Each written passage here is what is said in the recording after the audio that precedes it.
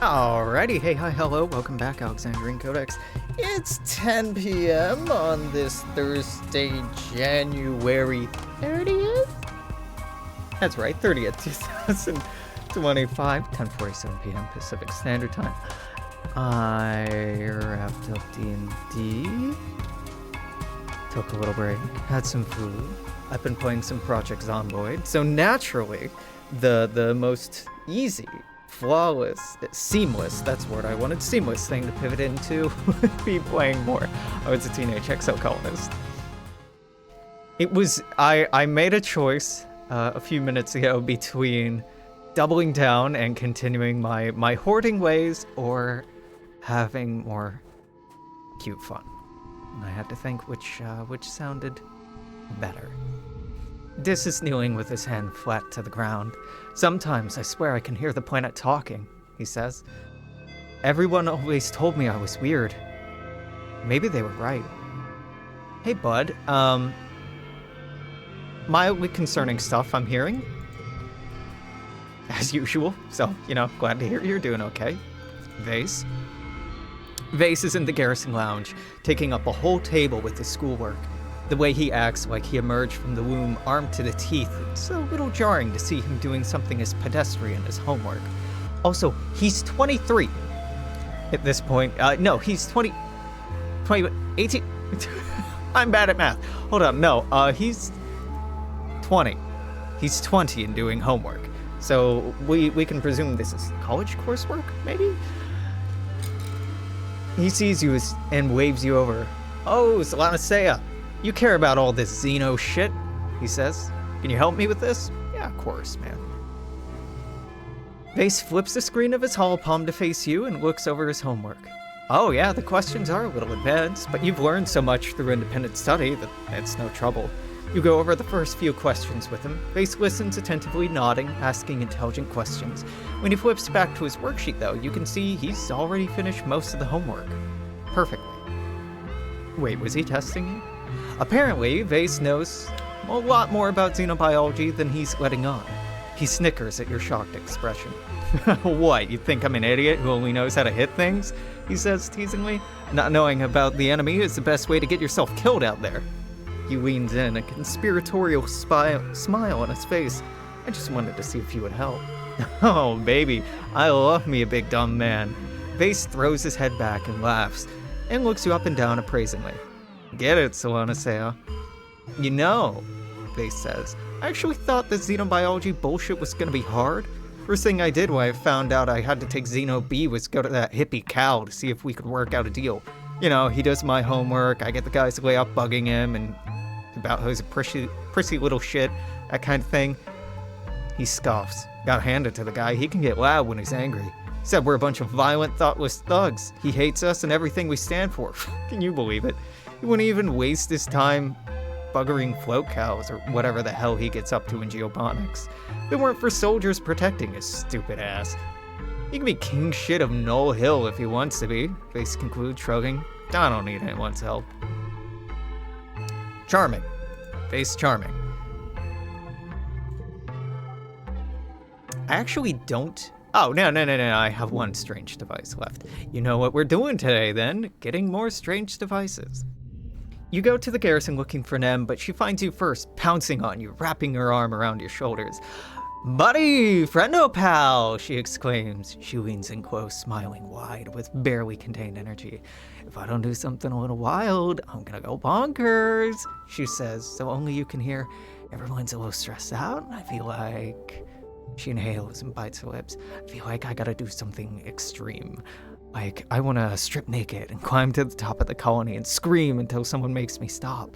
I got bugs in my brain. So, I got an idea, she continues, and I need you to come with me so I don't cower it out. Nem leads you by the hand down to one of the lesser-used hallways of the garrison, till you come to a small room. Inside are two barber chairs, and a table next to some dangerous-looking but delicate machinery. A stout woman with a buzz cut looks up from reading something on her holopad. What's up, Anemone? Need that side shave freshened up already? Nem shakes her head and grips your hand tight. No, I want a tattoo, she says. Can you do that? The woman gestures to dismiss her holopad and pulls out a thick book from behind the counter. You and Nim crowd around it, marveling at the real side of paper as it falls open to display a selection of tattoo designs. Used to be the only things I'd do around here, buzz cuts, military tattoos, and hair dye for that Nami kid, the woman says. But since we landed here, you haven't been the only person who's come looking for something a little more artistic. She smiles. Take a look at this. See what I can do. You and Nim flip through the pages reverently. I was thinking, she says quietly, running her fingers over a circlet of thorns. I want something to remind people that Fortuna's my home, and everyone here's my people, to remind me of why I fight. She shoots you a smile, uncharacteristically shy. I want something to link me to you, she says, looking away as her cheeks turn red. Out of everyone here, you're the person who means the most to me. Her eyes go wide. No, wait, we should get matching tattoos, she exclaims. Come on, what do you think? Yeah, of course. Hell yeah, she says, pumping her fist. What should we get? The book of tattoos lays before you. What do you want to get?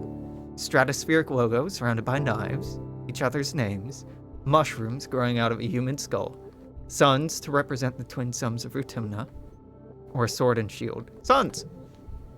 Nem slams her hand down on the book of designs. Yeah! Hell yeah, she crows. That's perfect, let's do it. Yeah! You sit down on the tattoo chair and bare your right arm.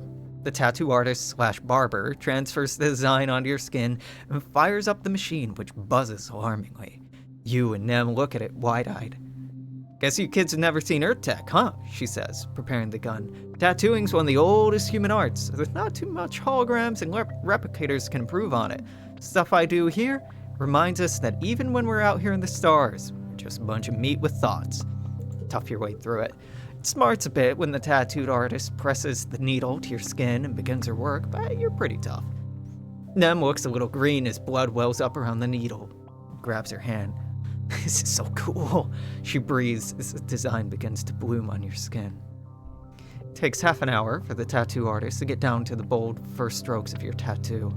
Nem holds your hand the whole time. When the artist steps away to stretch, Nem leans in and gasps. It looks so awesome. Nem says, this is the coolest thing we've ever done. This is galactic.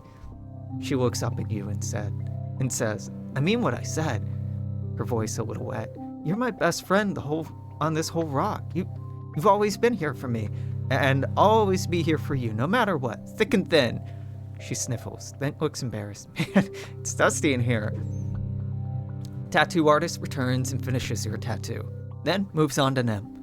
She takes it bravely, though she sometimes squeezes your hand so hard it almost hurts. Afterward, you go back to your room to decompress and admire your bravery.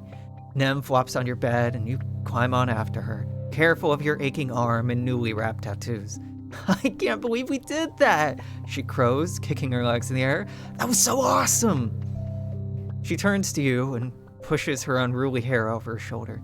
Thank you for coming with me, she says. I probably wouldn't have done it if you weren't there, and I probably would have done something reckless. Right, emphasis, wrong word. She laughs, brash and unashamed. Well, even more reckless. I'd do anything for you. Nem blushes, hides her face with her hand. So wanna say, don't make it weird, she exclaims. Too late, my friend.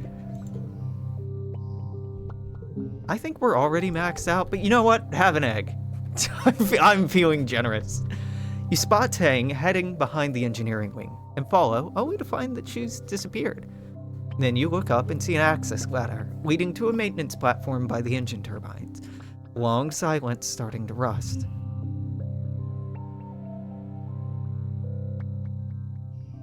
You climb up the platform. Tang's there, lying on her back, staring at the sky. A hatch beside her leads back into engineering. That must be how she knows about this place. She doesn't acknowledge you until you're almost standing over her, your shadow fighting the overcast light. She blinks with the sluggishness of someone who's only just remembered it's a necessity and licks her lips before she speaks. Do they need me in there? You shake your head and Tang doesn't sigh in relief. Exactly. Though her eyes slip closed again. Good, she murmurs. It's all too much right now, I thought. Her mouth twitches. I don't know what I thought. I don't know what I'm doing up here. What's going on, Tangent? Tang huffs a small laugh and folds her hands over her stomach. You know, I think I may be burnt out. Or depressed. In Earth movies, depressed teenagers would sneak out onto rooftops, she said. I confess, I didn't see the appeal. Maybe it'd be better if I had alcohol or cigarettes. She shakes her head. Blanking out with your mind with substances is what Mom used to do. Not me. I know how to take your mind off things. Tang's nose crinkles. Wait, you can't seriously mean, she says and laughs. Maybe another time. I appreciate the thought, but I can't imagine romantic entanglements right now. Not with everything going on. What if I'm not looking for romance? An interesting proposal, Tang says, thoughtfully. Did you get the idea from rumors about me and Mars? She sits up, slips her coat off her shoulders. Orgasm releases endorphins that can provide temporary relief from symptoms of depression, she says, then tips her head at you with a cheeky smile. Not to put any pressure on you to perform, of course. Simply put, I could use the distraction. Tang extends her hand to you and pulls your knees beside her. This doesn't mean we're dating, or that I even like you like that, she says. This is a mutually beneficial arrangement. That's all. Works for me. Good, she says. Her cold hand alights on your cheek. No more talking. Tang kisses you with no nonsense, biting into your mouth and pulling you down the rest of the way to lie underneath her. The metal platform digs into your skin. The weight of her heat is insistent, urging you to touch her in return. Come on, she orders, stripping off your shirt. If we're doing this, I'm done screwing around. An hour passes, and then another. If anyone notices you're gone, they don't come looking. Afterward, you drift off in Tang's arms. You wake, alone, half remembering the cold absence of her body as she pulls away to retrieve her clothes. The air feels wet, like it's about to rain. A roof hatch leads into the lab, where you spot Tang and Instance in deep, serious conversation. Instance's face hardens into a frown when she sees you slink past. She looks as if she wants to scold you, but Tang lays a shoulder on her arm. Tang looks at you over her shoulder, her face completely blank, though her eyes follow you as you make your retreat. We're romancing Cal, otherwise, maybe. You manage to cross paths with Tang as she's scurrying back into the lab. What is it, Solanasea? She asks, pulling her lab coat tightly around herself. If you're looking to continue what we started on the roof, you'll have to look somewhere else. I'm busy. Our relationships matched. Maxed? No. Doggy. Over the years, a lot of people have started wearing a lot less clothing than you remember from when you were growing up in the climate-controlled stratospheric. Definitely a lot less than in the holovids you brought from Earth. Rex is really acclimated to Vertuna's hot, sultry weather. Ow! Rex throws his head back and laughs so loud it echoes through the courtyard. Ow! He howls. Ow! Ow! You both giggle, then lock eyes for a few seconds that feel like literal months. Eventually, Rex fixes you with a fangy smile and scratches the back of his head. Does nice things to his whole chest, shoulder, bicep situation. So, you like what you see, huh? He leans in, like sharing a secret. Me too, he whispers, then winks at you. No, fuckboy. Gotta give you a hug. And then gotta give you a stick. Is that a metaphor, Alex? You know, it's a really sloppy one if it is. You spot Rex carrying supplies and big pieces of wood, into the construction site at the end of the lounge, the future home of his bar. He waves at you, well, as much as a wave can do with his arms full of mushwood. Hi, Solanasea, he calls out to you. Things are going great in here thanks to you. It'll be done in no time. You take a look at what you can see. Rex has kept it all pretty well tarped up, and hates letting people inside to take a peek, but you can tell it's big. Perhaps a little too big? Ambitious, maybe for a first-time solo project. But Rex has had a lot of help from his crew and from the whole colony. He'd have to be able to find enough wood. I'd love to see it. Rex shifts from foot to foot. Well, he sighs, biting his lip, but you get the sense he's dying to share it with someone. Okay, he says. Just for you. You follow him into the tent. It's chaos inside, littered with pieces of mushwood of varying lengths and covered in fine sawdust. Light coming through some gaps in the tent pick up all the little sparkling motes of dust in the air, making it seem almost magical. Rex spreads his arms. Well, this is it, he says. So far, we have a bar and a dance floor, and that's all you really need. He swipes open his hall palm and starts playing some music, then shimmies over to the only clear dance spot in the mess. That must be the dance floor, you figure, because he starts wiggling and bopping along with the music, gesturing for you to dance with him. Rex cheers as you join him on the dance floor. He grabs your hand, spins you around as you laugh and dance to the music coming from his hall palm. Moving your body just for the sheer joy of it feels amazing. You can see the future of this space, a place where people come not because they're stressed and need to relax, but because they can really cut loose and enjoy themselves. Rex had the right idea. Rex comes over to you and swings a one-armed hug. Just seeing you makes me super energized, he says. I can almost hear the music now. That's right, the bars are gonna have live music. You know anyone who plays an instrument?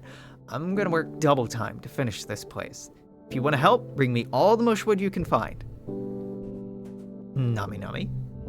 Nami is in their usual spot in the lounge, surrounded by their steadily growing collection of body pillows and stuffed animals. They're curled up with their arms around a giant plushy creature and seem to be scrolling listlessly through the movies available in the Colony Media Archive. Find anything good? No, Nami sighs, tipping off onto their side. Not since I finished Maid-Stalker Ares. I can't believe it ended on a cliffhanger. I didn't know the stratosphere left Earth before the series finished airing, Nami whines. You have every episode except the two-parter season finale. They bury their face against the plushie. Now I'll never know how it ends. You sniffle. It's not fair that we never have any new shows to watch. This isn't about the show, is it? Nami wipes their eyes and heaves a big sigh. Yeah, they say, not meeting your eye. I guess that's kind of true. Just reminds me that They pick at a thread of their plushie. You know, they continue quietly, everything ends. And sometimes it's a lot sooner than you expected. When I got here, I remember looking at your huge media library and thinking, wow, galactic. I'm never gonna run out of things to watch. It felt like the whole world was ahead of me, ready to be discovered. A new planet, new people, new life. Nami digs their fingers into their plushie. Now it feels like everything's just on fire all the time, and everyone's always on my case about how I need to grow up. What's so bad about being innocent? Why does everything have to be so grim all the time? They wipe their eyes again, angrily. And I don't get any more episodes of this stupid show that I like. It's not fair.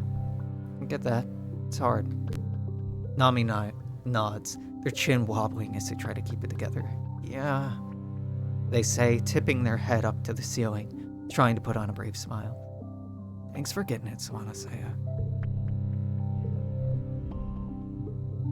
You look over Nami's shoulder and see that they're drawing a whole page dedicated to native Vertunan plants. They look up at you and rub their cheek with the end of their pencil.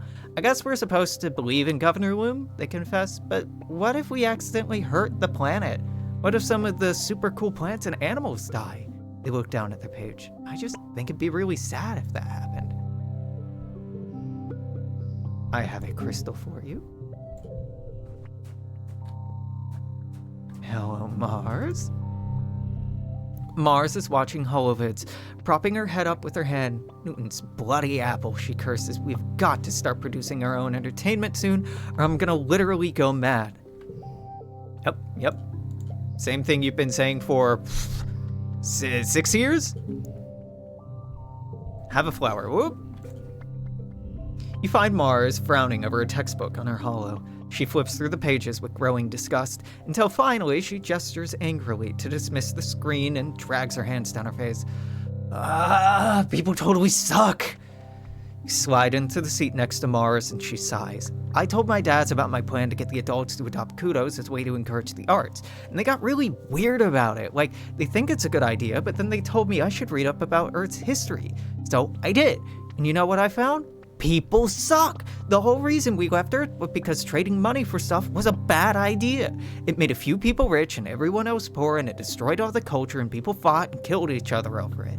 By the time our parents left Earth, almost everyone worked super hard and was super poor, while like 100 people barely worked at all and owned private spacecraft.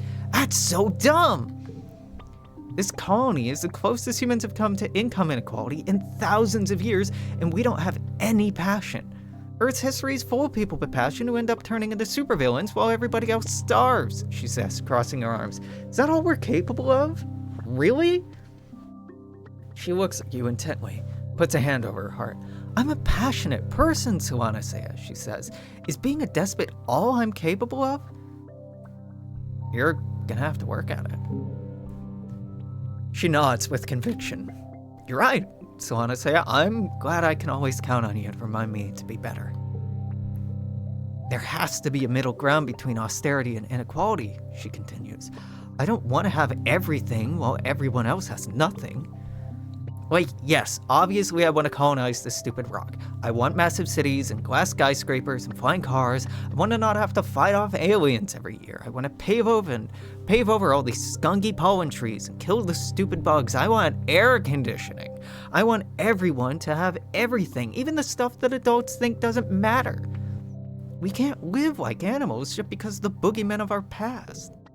One day, I'm gonna be running this place. Just you wait, Solanasea. I'm not gonna let us fall into the same patterns we did on Earth.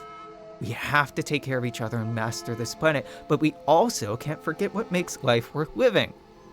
Luxury. What do you think, Solanasea? Do you think I'm on the right track? I think capitalism's good, actually. How do we avoid past mistakes? Well, I mean, she starts and furrows a brow in thought. I mean, I guess I thought because we already started out equal, people would just be better? She frowns. You're right. Seems like wishful thinking, doesn't it? Well, at least I have you to bring me back to Earth. I mean, Fortuna. She smiles, clasps your shoulder. Thank you, Solanasea. You always think of things I don't. I really appreciate that about you.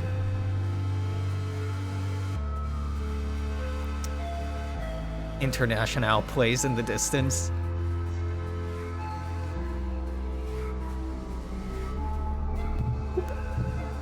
Hey parents, you have anything to say? Yep, this is real living, don't take it for granted. Yep, Mom?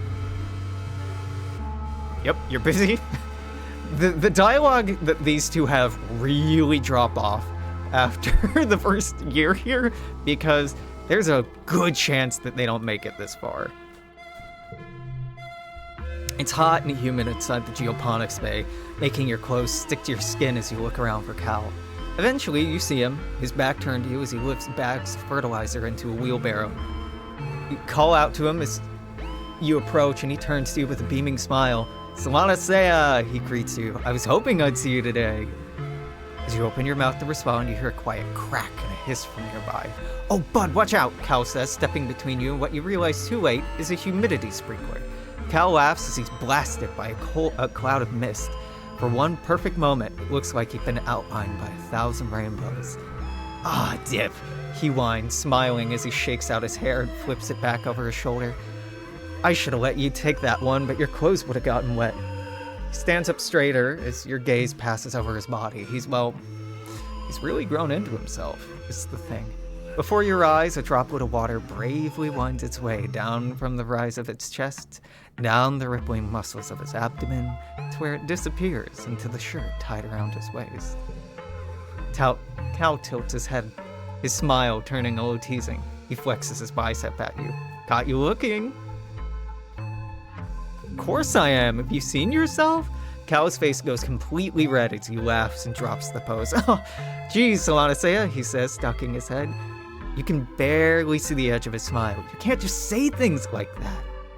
He scuffs the dirt, rubbing the back of his neck bashfully. He starts and then laughs again.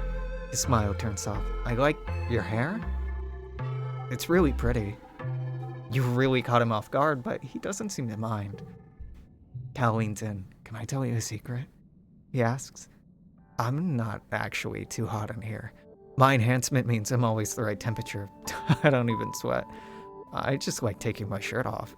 Like, beating the crap out of each other and playing soldier isn't the only way to get a rockin' bod, you know? Oh, you know. You know really well.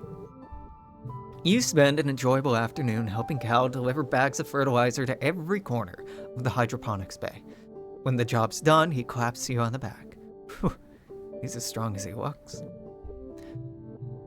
Cal chatters at you about his plans for the rest of the week as you leave the hydroponics lab. The relatively cooler, drier air of Fortuna hits you like a slap, but of course Cal doesn't look bothered at all. Race you to the cafeteria, he teases, before taking off down the path. You yell and run after him, causing a ruckus that makes a few adults shake their heads fondly at you as you tear through the colony side by side. We love a cute start. We love a cute start. Okay, what the fuck are we doing? We gotta get more alien batteries to keep improving things with you, and I gotta go return shit to Sim anyway, so back to surveying the ridge.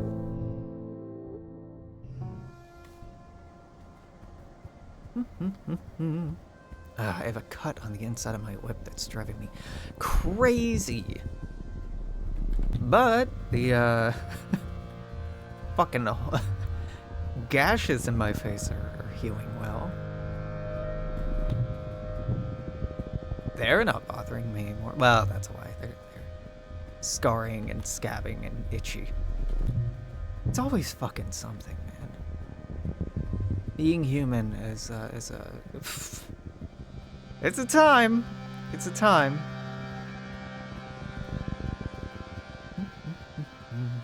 I'll do some of these events on the way out, but a lot of these just give engineering or perception, and we're good on both accounts. I'll probably try to fish and see what I can use to reduce our stress on the way out. But I'm not strongly motivated to do everything. Oh my god, it's just a bunch of yellow flowers. I don't need yellow flowers, I want alien devices. Come on, man. Utopia sent a team of geologists to get a closer look at this region's weird terrain. You come across them working, she beckons you over. Solanastaya, she says. We've done this one before, son of a bitch. Okay, yep. Just as I was saying, there's nothing to get here. I saw a person, I'm like, oh, a person means important. Wrong. Did you bring what I asked? Sim is standing in the shadows, wrapped up in his clothes like he's trying to blend into the jungle. He looks like a vid actor pretending to be shifty. You guess he's asking about the data he asked you to smuggle out of engineering. Got the data you asked for? I knew it. Sim exclaims. I dreamt about it last night, my bad. You're what now? Sim waves his hands dismissively. Never mind. Let me have the data drive. Here it is. It's yours. You hand over the data drive. Sim takes it reverently, staring as if he could see it what's inside. Marvelous, he says. Like a genetic payload, except with digital data instead of organic. What will I learn from this trove, I wonder? You're still puzzling over the implications of the phrase genetic payload as he continues. The other gardeners are so tedious and obsessed with their work, he complains. They're more concerned with maintaining equilibrium than experiencing new things. They don't understand that novelty is what makes life interesting. He slips the data drive into his sleeve. Thank you, Solanastaya. I'll treasure this. Stress reduction, please. Thank you.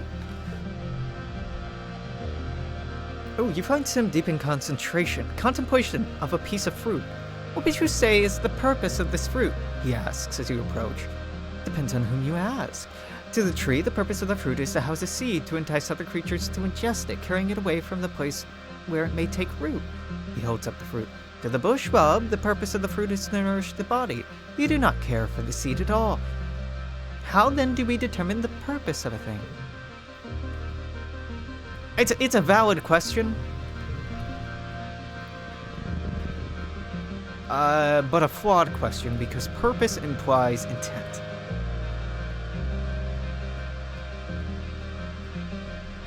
And evolution does not have intentions.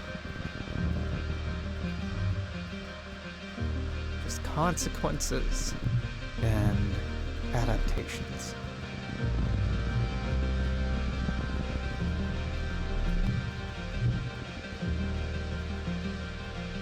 Oh, shit, we don't have an end event this time. Okay, well, I got all the strange devices. Let's do some events. Thirst event, search for water. It really doesn't matter. Fucking hell. Well, I'm not using any of these 6s. Oh, I have 2 minus stress events. Damn! God damn! That's crazy, dude. 6, 6, 6, 4. We'll throw this down. 3, and it doesn't matter what we do here. It doesn't matter. Doesn't matter. Doesn't matter. I don't care about the perception skill gain. We could get a kudos maybe if we did it perfectly. It doesn't matter. We lost stress from that because of that those cards. Okay. Dilly Pillar. We marvel at it. We lose some stress, and then we gain that stress right back. Things go a little bit faster once we've seen events. Little Locust, move on. We just eat some stress. You know, I should have done the challenge there, actually, because I could have gotten the stress reduction cards. Interesting. Stay a while with this. 20 stress reduction. Obsidian Field. Skate on through. Okay, any stress reduction cards? No. Boo! Boo! Okay, well, I can do a 2, 3. Nope. 2, 3, 4. That's a 6. A 2, 3, 4. That's a 6.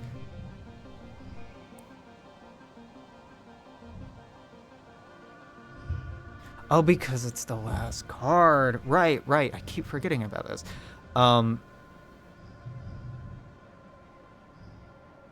So that would be a 7. And I have no 6. Okay. Fuck it. Just... Number go up. There we go. Number go up.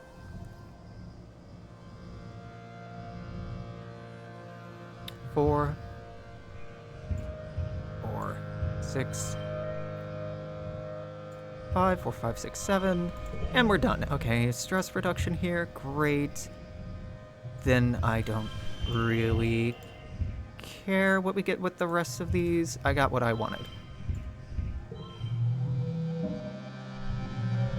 -5 stress, 0 stress, -10 stress, -5 stress.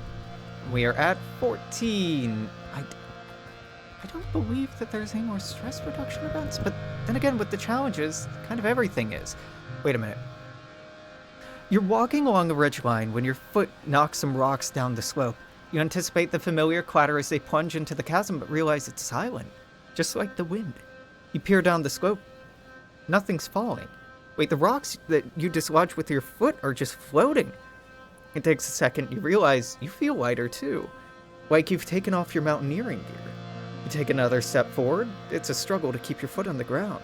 With one more step forward, you realize it's possible to take both feet off the ground. You're floating. You nudge your foot and let the momentum float you forward a few feet, feeling more untethered by gravity the further forward you go.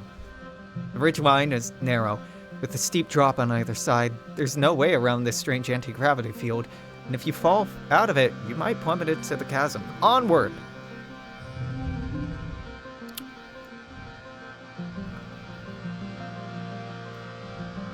Okay, well that would give a...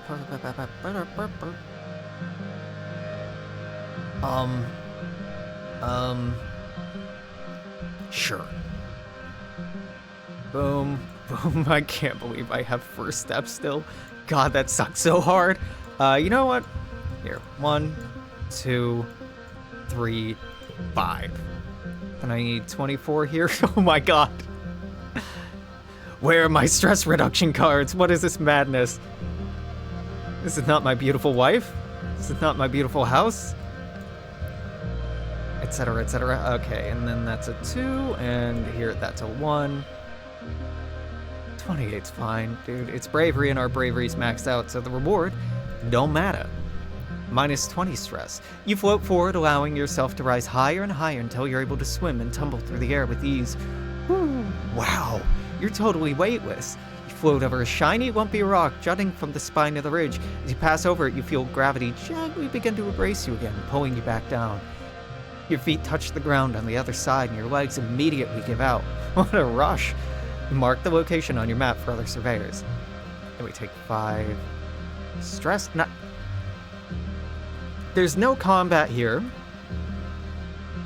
Nothing that improves toughness.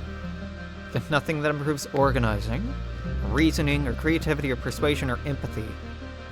I think we just leave and don't try the rest of these events. No, let's clear it. Let's clear it out. Why not, right? Like, I'm fucking here. Flies. This time we slot the fly in the hope that I get a stress reduction card to help offset having to do this event at all.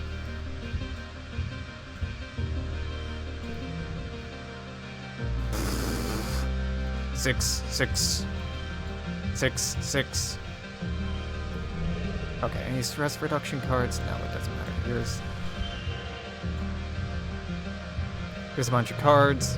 That was the best hand. That's so funny. Hey, we got a kudos. You let it land on your arm, you hit it. 10 minutes later, there's a new fly following you. Not a thrilling event, but I was hoping we could reduce the stress. Dilly pillars, climb on its back, hassle the Dorb's moths, get the stress reduction, so it's like that event. Never happened at all. Never happened at all. The squeaky boys. Okay, this time we get closer to investigate. You pick your way down the slope, finding a second herd of miraculously unharmed weasels at the bottom. As you watch them, one lands on your head and, squeaking indignantly, goes to join the rest of its kin. Ouch. You hear the flapping of wings and look up. A whole colony of pink and orange Dorbsmoth cling to the rock overhead, nearly camouflaged. As the squealing of the weasels reaches a fever pitch, a Dorbsmoth restlessly take off from the cliff and flutter around. You watch as one of the little creatures pitches off the edge of the cliff and lands on the square of a Dorbsmoth's back, sending them both plummeting to the bottom. As the large moth crashes fatally into the ground, the weasel curls its body and bounces harmlessly away, then scurries back to feed on its prey. Oh, bounce weasels! You record the screeching on your hall palm. What a noise!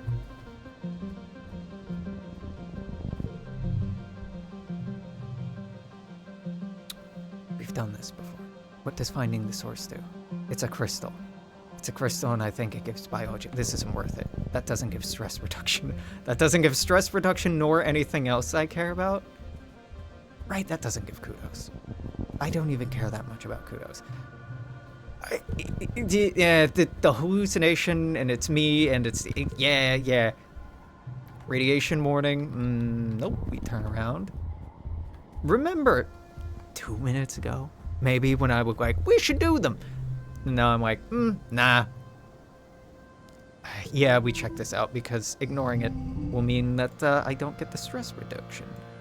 And that I would like to reduce the stress. I don't know, dog. Sure.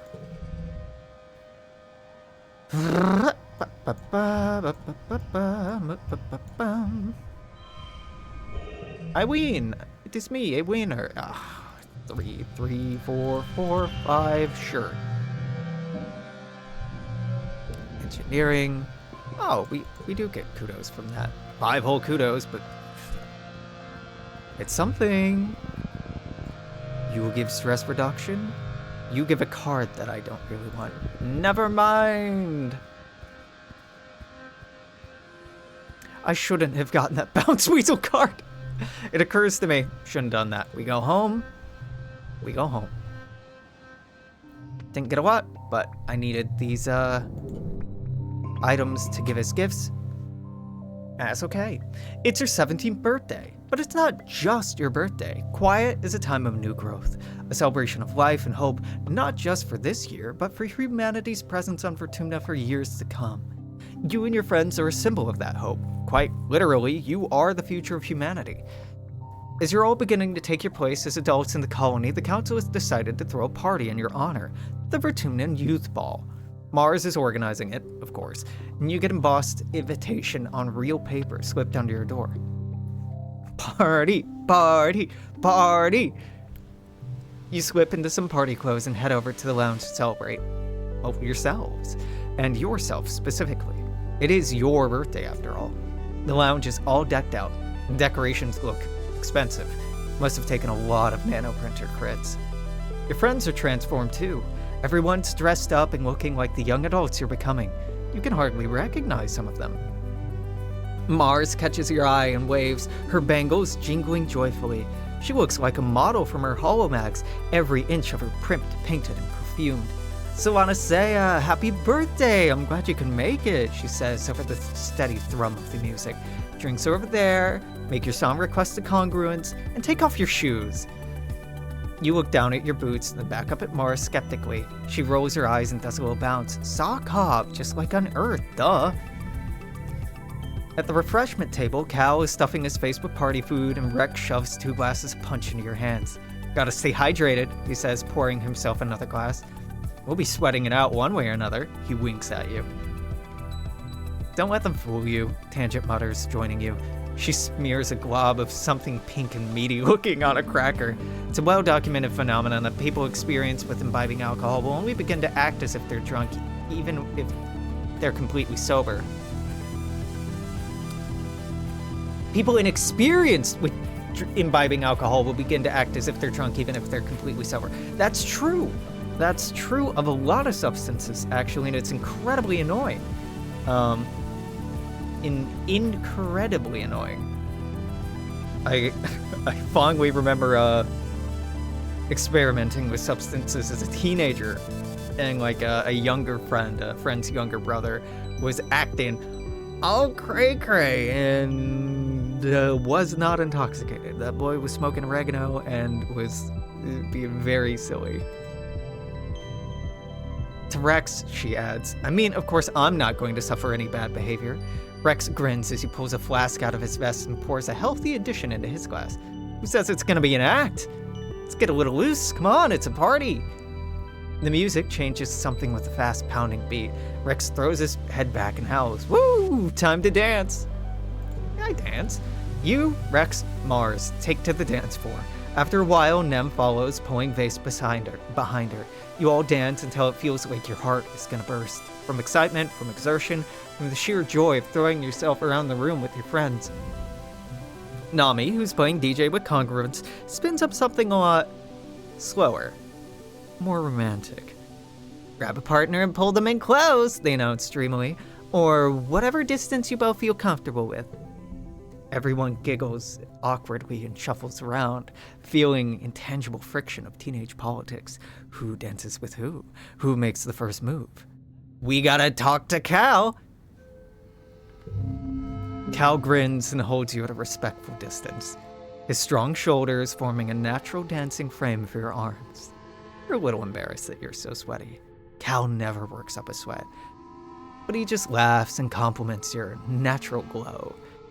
On the dance floor, you bump into Nem and Vase, who've stopped dancing and skipped directly to sucking face. Cal rolls his eyes.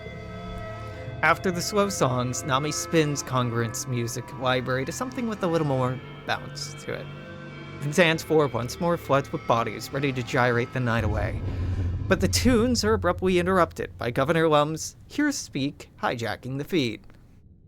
He strides to the stage, flanked by Security Chief Rhett. Everyone on the dance floor whines in unison, having some buzzkill adult stop the music. But Lum just raises his hands and smiles indulgently. Look at all of you, he says, young pioneers.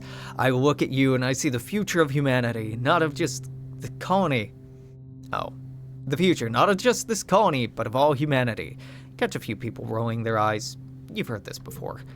Rhett here, good man, real good man, really the best of the colony, shared this poem from a greater poet. Now, I'm not one for poetry myself, but damn if it's not something I want to share with you kids tonight on the eve of something really big.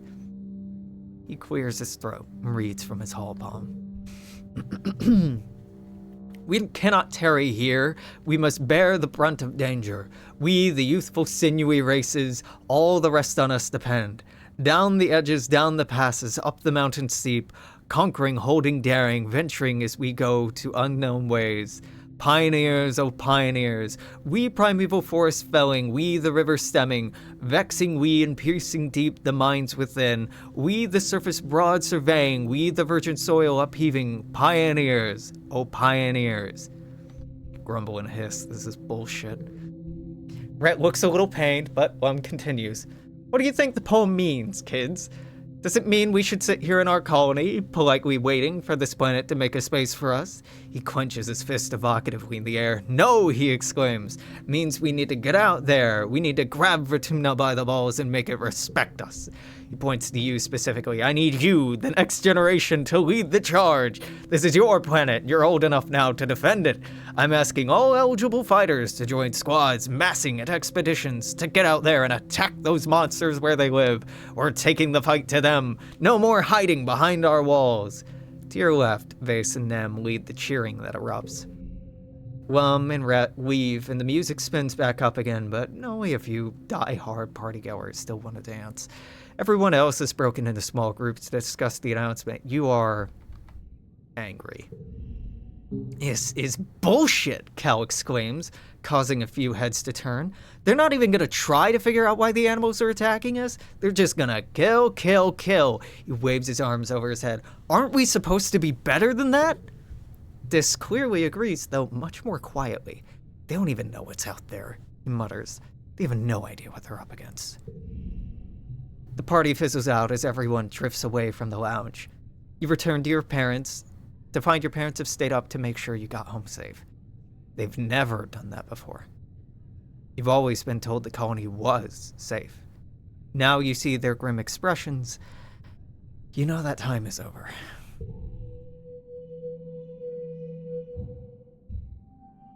Happy birthday. Okay, I might want to switch out the birthday equipment because this fucks me up so much. The photo phoner wouldn't be much better either.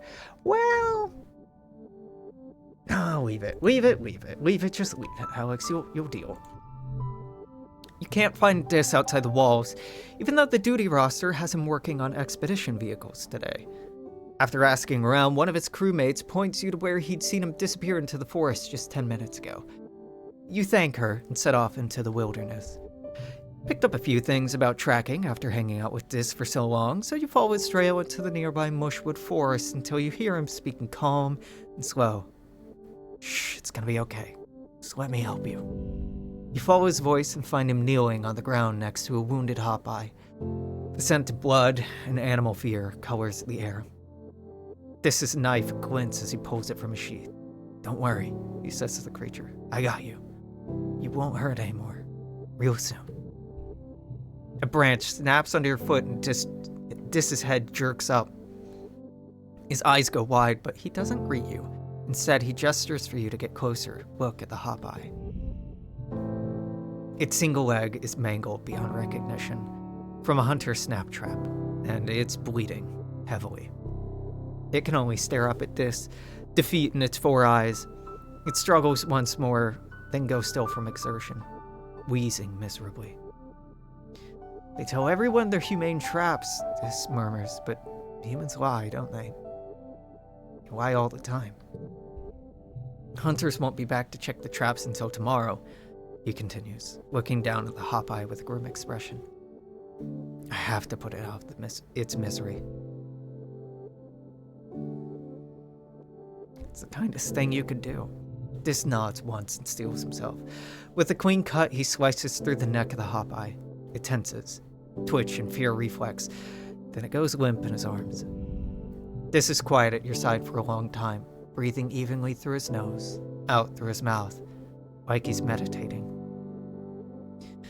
It's better to die quickly than to suffer in a trap, but There shouldn't even be a trap in the first place, he says, eventually. Clicks his tongue against his teeth. It's pointless. He was gonna die eventually, but not here. It's not natural. It's not the death part that bothers me, it's our vanity. Humans are so afraid of extinction that they'll kill indiscriminately to avoid it. Dis takes out a cloth and wipes the Hopeye's blood off of his blade. His movement's slow and reverent. I used to let it control me too. I thought dying meant that living was pointless. But now I know that life, the truth, life is short, brutal, and hard. It's up to us to fill it with as many experiences as we can. Are we gonna spend our lives cooped up in the colonies, subjugating nature because it strikes fear into our animal brains? He smiles faintly. Or are we gonna get out there and live the only life we've been given? He looks down at the corpse of the Hopeye and lays his hand gently against its head. We're all gonna end up like this in the end. No use denying it. Letting fear control our... There's no use denying it and letting the fear of it control our actions. I agree completely. Probably the only person here who does. That's why we get along, I guess. Dis lifts the Hopeye's body into his arms, rises to his feet. Smell of death will attract animals right into the other traps, he says. Now I'm not taking it back to the colony to be stuffed into a recycler. We have to take it into the woods. Give it back to nature. You and Dis walk further into the forest in respectful silence. Dis cradles the dead Hopeye against his chest. Eventually, he tells you to wait while he finds the tracks of a predator and lays it down nearby, an offering the forest accepts without acknowledgement. He returns to you, blood-stained and solemn.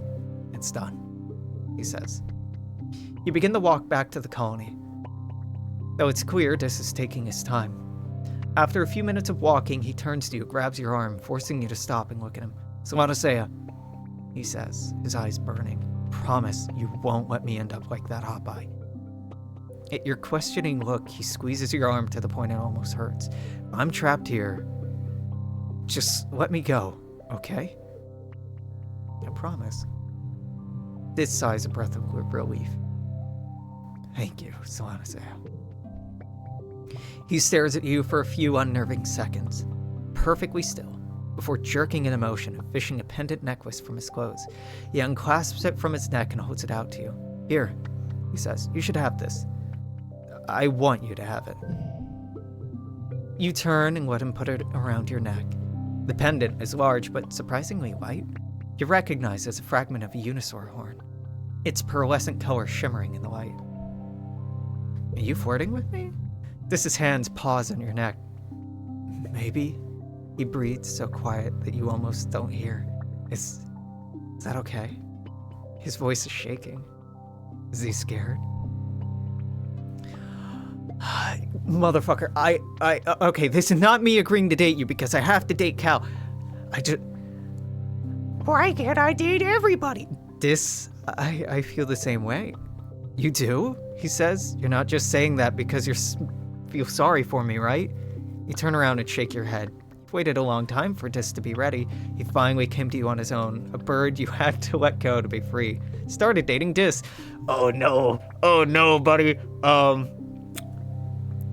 Dis? I'm sorry. We're gonna wind that one back. I said no redos, but I'm dating Cal this time. And you're both monogamous. So we'll just, we'll power through this real quick. Motherfuckers. I'll do it this time. It's the same damn event. I agree completely. I promise. Thank you, it's beautiful. I didn't make it, Dis replies. Unisaur did. I should put it on a cord, but thank you. Dis regards you with a serious expression. You're the only person in this colony that I've ever really cared about. He says, I don't know why you bothered trying to be my friend when I was trying to push everyone away. His mouth bends in a shy little smile. Thank you for sticking with it. You don't know how much I appreciate having a friend here. He steps away and looks at the ground, suddenly evasive. Listen, I don't know how much longer I have left here. I just want you to know that I want to spend the time I do have with you. Thanks, buddy. Sorry. You are fun to romance. You can get a triad going on with Distant Sim. That's kind of cute. But nope, not this time. Not this time. Gotta be a fucking joy kill. I think it's this year that we unlock the new expeditions. Though we haven't yet, which is a bit confusing. I'm gonna survey the plains. We need a Hop-Eye, and the Hop-Eyes are in the...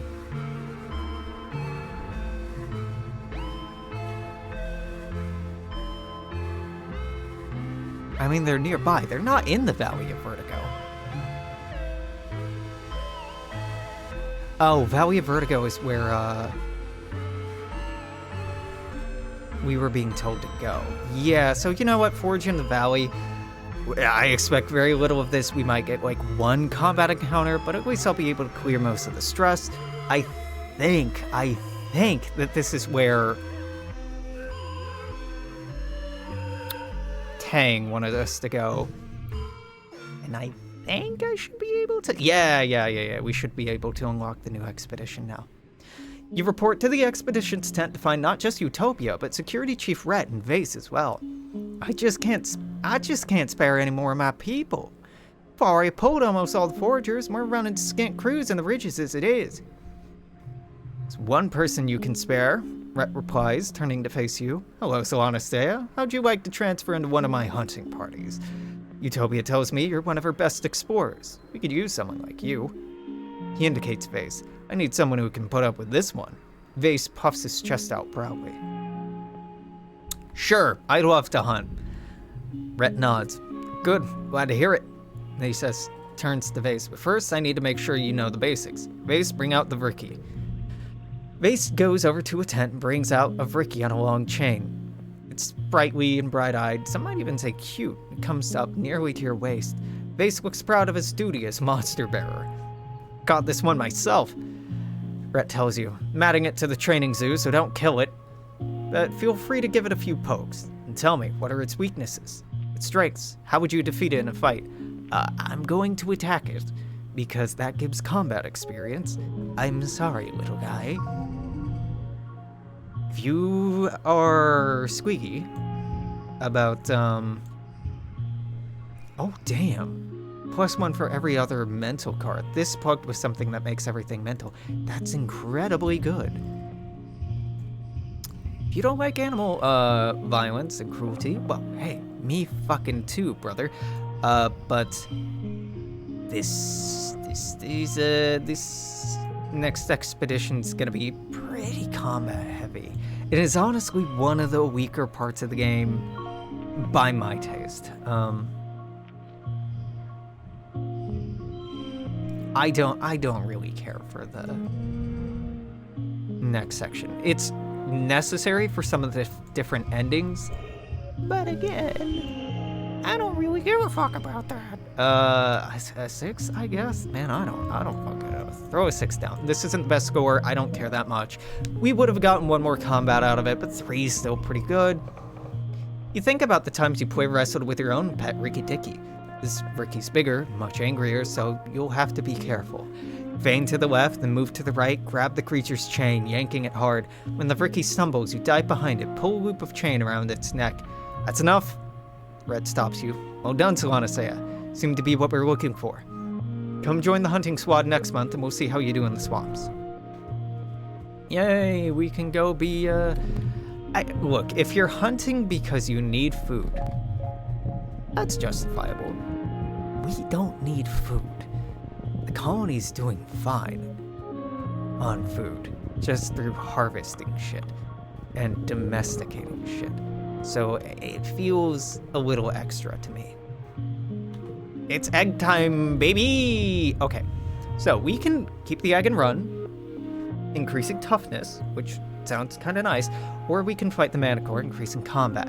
I know for a fact the next area is going to increase combat a lot, so I'm actually going to push toughness here, keep the egg and run. Though I have picked this every time, and maybe it would have been better to showcase something new. But, too late.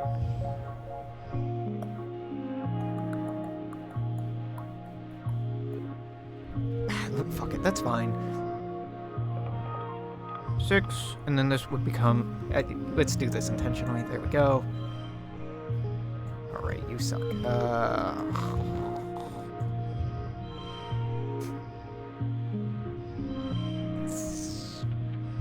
Works for me. These cards are awful. I should really use our kudos to get rid of some of these fucking bad cards that reduce the value of neighboring cards, because it is aggravating to draw them. It's not the end of the world to draw them, you know, but it do suck. It's not great. We have too many cards for me to keep track of how to get the best score every time at this point. You stumble blindly through the clearing towards the relative safety of the tree. We've done this before, Alex. You know how this goes, honey. Get some stress reduction here. Okay, well, hey, combat I do want. So these Ricky events I should do because some give combat. Let's find another way around. It's a bravery event. I'm not doing the blank one because those are very likely stress reduction events. Well, not very likely. There's a good chance. Jesus Christ. I win, right? We're done here. We're fucking done here. This +2 at the end is actually becoming annoying. 6, 8, 6.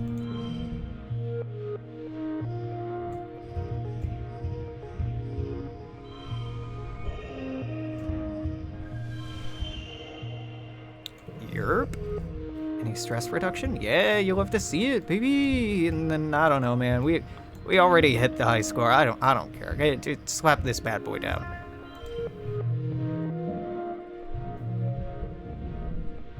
Yep. And then this wasn't a Ricky event, right? Don't know what these are. They're probably not combat. They could be toughness events. They could. This is bravery, which boo, bravery, boo. We're good on bravery. Don't know what you are. This is a food event purely, I think. Okay, we're gonna have to start clicking on stuff. For herd of float cows, leave them alone. I still take stress. Okay, I should have done the event on that. Live and learn.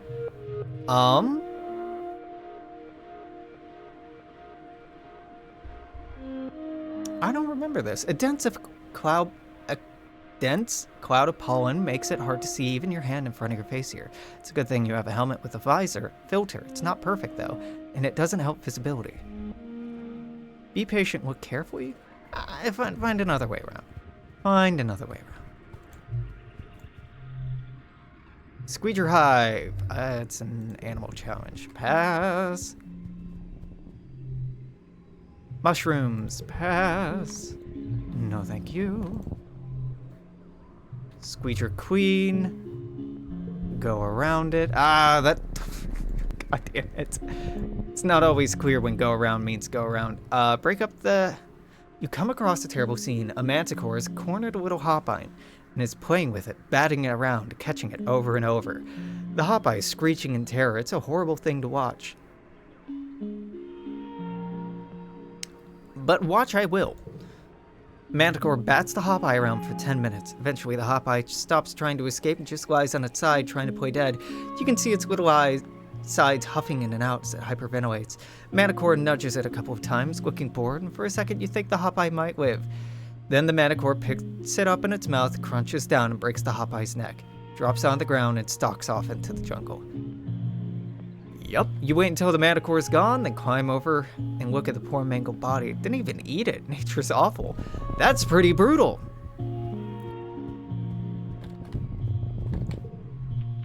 Freaky? Freaky? Combat freaky? A 4. A 10. Many such values. 7, that's a 9 now. To keep this between rounds, I guess. What do I need? 9 here? Done. Done. I win. Look at me, I am a wiener. Throw that down, why not?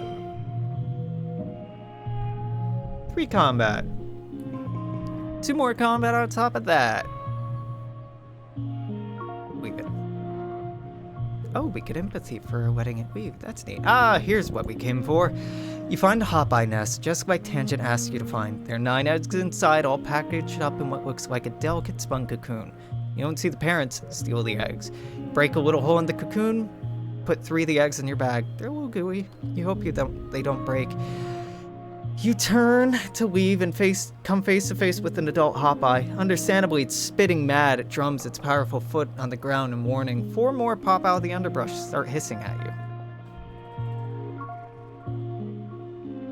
I don't want to kill one of them. This won't give combat. Well, it might kill one of them. It did give combat, okay. But it lowered empathy? I don't think I've ever seen an event lower empathy. That's crazy. The hop-eye are fierce, but they're also very small. Even your utility blast cutter is enough to dispatch one to the great hopping beyond.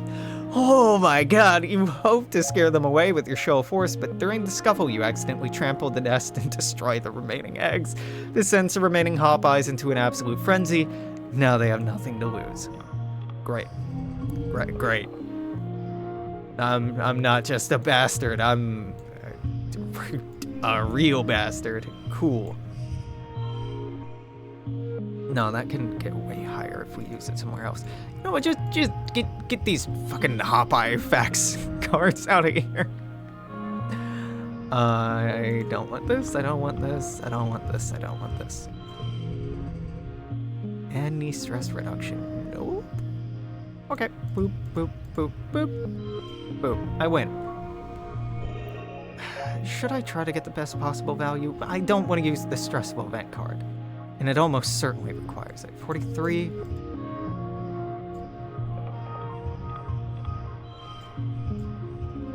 It may not. Let's try 52. This probably ain't it. It is! Well, how about that? I get a kudos. You have to kill them all. You sustain minor injuries, but it's nothing compared to the carnage you lay to this peaceful corner of the forest. At least the eggs in the bag are safe and sound. You'll have to bring them back to Instance when you return. Yay. I did it. Woohoo. Way to go. I'm a winner. Woo. What's this one? Shortcut time. Okay, all right. Start walking. We go east. We go east. We go south. We go east. We go west. We go west. We go north. We go west. We go south. We go south. And we're done. Thank you for the stress reduction. Ricky? Ricky, nope, no Ricky. We're all done? No, I haven't even looked at these. Lumpy. Find another way. I'm good, I don't need the perception event. Go another way. And we are done. Well, we got a lot of combat experience, and we finished quests and unlocked a new expedition. Pretty good day. Emotionally, not a great day, but mechanically, pretty good day. Okay, last day of quiet. This is the last day we have the heroic buff, so we are 100% going on that new expedition. I want to... Do I have to work in the lab? Yeah, I do have to work in the lab in order to give you that. Okay, that's fine. I need to continue working away at the engineering and robotics courses anyway. Hunt in the swamp. Hunting in the swamp can increase combat and animals and gives friendship with Vase. So you know, it's a bad fucking time. However, medicinal route. You look down at the drone rifle in your hands. This is the big weeks. Finally, you're gonna get out there and take the fight to the enemy. No messing around out there, Security Chief Red says. These animals are dangerous. They want to kill you, probably as much as you want to kill them. Your job is to get it to them first. Utopia sighs. By no messing around, he don't mean you go taking risks, she says. As head of expeditions, she's technically in charge of you in the field, though Rhett is the one who molded you for this. There'll always be animals out there. You are a lot harder to replace. If you take down anything edible, she adds, tag it for reclamation so we can bring it back to the colony. Base is practically humming with excitement beside you. Rhett pairs you up to head out together, and Base sighs. I don't need a buddy, he grumbles. No offense, I want to say it, but you'll only hold me back. Rhett shakes his head. You two are a good match, he insists. I want you to watch each other's backs out there. Stay within transceiver range of each other at all times. You might not always be able to reach the colony or Utopia, but you'll have each other. Never engage the enemy alone. Make a great team, right, Face? Rhett smiles and claps you on the shoulder. Good. Teamwork is key here. Teamwork. You go to high-five Vase as he stares at you like you're a hover snake. Eventually, his shoulders drop and he raises his hand. You finish the high-five. Rhett takes off on his glider. Vase turns to you. I guess we'll make the best of it. I'm more of a lone wolf. You're lucky. You're gonna learn so much from me. Subaqueous swamps are especially dangerous, Utopia says. Something in the air makes beasties here all kinds of fickle. Could be storms. Normally docile creatures are a lot more aggressive. She bites her lip. Be perfectly straight with you, there's some darn scary things out there in the swamp. I don't much love we're sending you kids out into a literal war zone. I'm into the swamps for all this war business. It's a beautiful place, even if it is real spooky. Hurts my heart to see soldiers stomping all over it. But I know teenagers can be just as capable of adults when it comes to surveying and hunting. You got faster reflexes and stronger stamina than a lot of those old codgers. Just try not to take any stupid risks out there, okay? Promise you, honorary auntie? Vase scoffs. You're not my aunt. And I don't need a coward telling me what I'm capable of. You're going to the bad place, Vase. I cannot say this with any level of obfuscation. You are going to the bad place. You and Vase hear a crashing, growling noise nearby. Two manticores are fighting. They're so invested in the battle they don't even notice your approach. One of the manticores looks much older than the other. Its tail bitten short with its mane mangy with old tattered flowers. The younger one is in much better condition, but significantly smaller. We're with Vase. We're gonna... I'm from Buenos Aires and I say kill them all, etc., etc. That's the energy here. 12? 9? I have so many fucking 2s. What about plus 3? That means I can turn you into a 5, put a 4 there, put a 3 there, get a... yeah. Now I only need a 23. Great. Do any of you give skill bonuses or stress reduction? No. Okay, well then this is how much I care.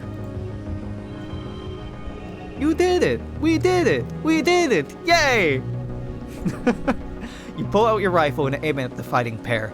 Hell yeah, Vase mutters, doing the same. The manticore is so distracted you're able to take both of them out quickly. You and Vase give each other a high five. 2 more creatures that won't attack the colony. Their meat isn't edible, and their pelts aren't good for much. But you remove their talons and tails, maybe someone will give you some kudos for these. Hanging out with the sociopath trying to earn his approval by just murdering all of God's little creatures. Electrical storms can be a real danger when you're slogging through swamps, and not just because of the obvious. Something in the fission of electricity in the air draws previously unseen creatures toward the surface, their behavior strange and unknown. Something like a giant electric eel has surfaced here and is lifting its long antennae out of the water. Looks like it's trying to attract the lightning. Maybe you should give it what it wants, Vase says, pulling a pair of stun gloves and grinning sadistically. Shoot it. Well, it doesn't like that. With a cracking hiss, it shoots lightning at you. Defend yourself. Hey, stress reduction and +1 with skill challenge win, alright? Okay. And then this will turn There we go. That's a 666. Boom. Hey, stress recovery. Don't mind if I do. And then we have a 7 and a 7. And I could play this 7. I don't need to, but...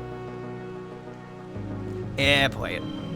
Okay, 23, huh? How about the 7 and the 7 and the 7? I'm sorry, I mean a 7 and the 7 and a 6. Is that a 7? Nah, that's also a 6. Shame.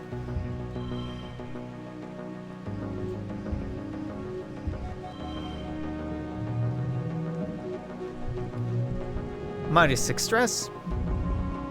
-3 coups, +4 combat, and combat's maxed out. You kill it, you think? Swings into the water, so there's no trophy or proof you even did it. Vase pouts and pulls off the stun gloves. +1 to physical increases. Permanent. So if you max out combat first, maxing out everything else is easier. It's not possible to do that. I am now going to beeline. I'm gonna double back and do a lot of these events because Vase kind of requires it, but I want to make sure we clear the area boss first. Because if I recall, there are no stress reduction events here, and our deck is not built particularly well because I didn't get our economy off the ground very early on. So I have a bunch of cards that are actively holding us back and not great. I'm not gonna do this one. You can get relationship with our little boy sociopath, but it gets you hurt, and that ain't worth it. Oh yeah, this is where we get our Unisaur. It's getting late, and you and Vase should be heading home soon. Then you spot it, there on the plateau, half a click away, glittering in a beam of blue evening sunlight. A Unisaur. You pull out your holoculars. This one has particularly beautiful coloring. A pale bluish white, the last rays of sunlight shimmer through its rainbow mane as it paws at the ground, sniffs at the air. You're drawn to its terrible beauty. The question is, when did it last eat? Try to get closer. Great. Just... damn, if he was good to be a gangster. Just an incredible amount of value in these cards. 7, 7, 6. And then I can make that another 7. And then that's a 2 at the end, which is a little awkward, but whatever. And then I need the whole 12 here to clear this. Oh boy, do you think I'm gonna do it? I'm not so sure. Guess we're gonna find out. Yay. Vase watches you, expecting something to happen. You approach it, very slowly, pausing for a few minutes at a time for it to get used to your scent. It takes you almost an hour to get your way up to the plateau, but when you do, the Unisaur bows, seeming to accept you. What do? Film it, which is a good card. Kill it, not a good card. A bad card, or capture it. This beautiful wild beast is far from tame, and you wonder if it's the right thing to do, but you know, if it was Vase's choice, he would just kill it, and surely this is more merciful. You have a moment when you look it in the eye and see its intelligence. Murderous intelligence. But it actually follows you down the slope without any trouble at all. You get the sense that it's chosen you, or at least it's curious enough about you to want to learn more about you. You radio your dad to let him know you're bringing home a new Unisaur. A Unisaur, he chuckles. No idea what we're gonna do with one of those, but we'll figure it out. Sure looks like he trusts you, he continues. Make sure you come by Geoponics to keep that bond up. You could use a hand with the other animals too. We keep exploring.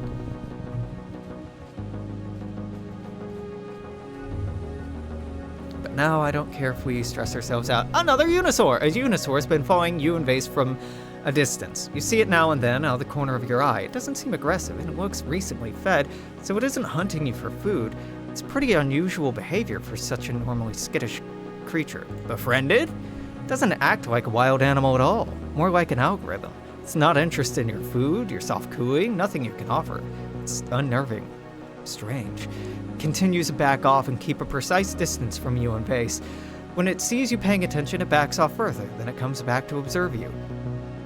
That's it, Vase says, shouldering his rifle. I've had enough of this. The presence of danger seems to unlock some new subroutine in the Unisaur's instincts. It attacks you.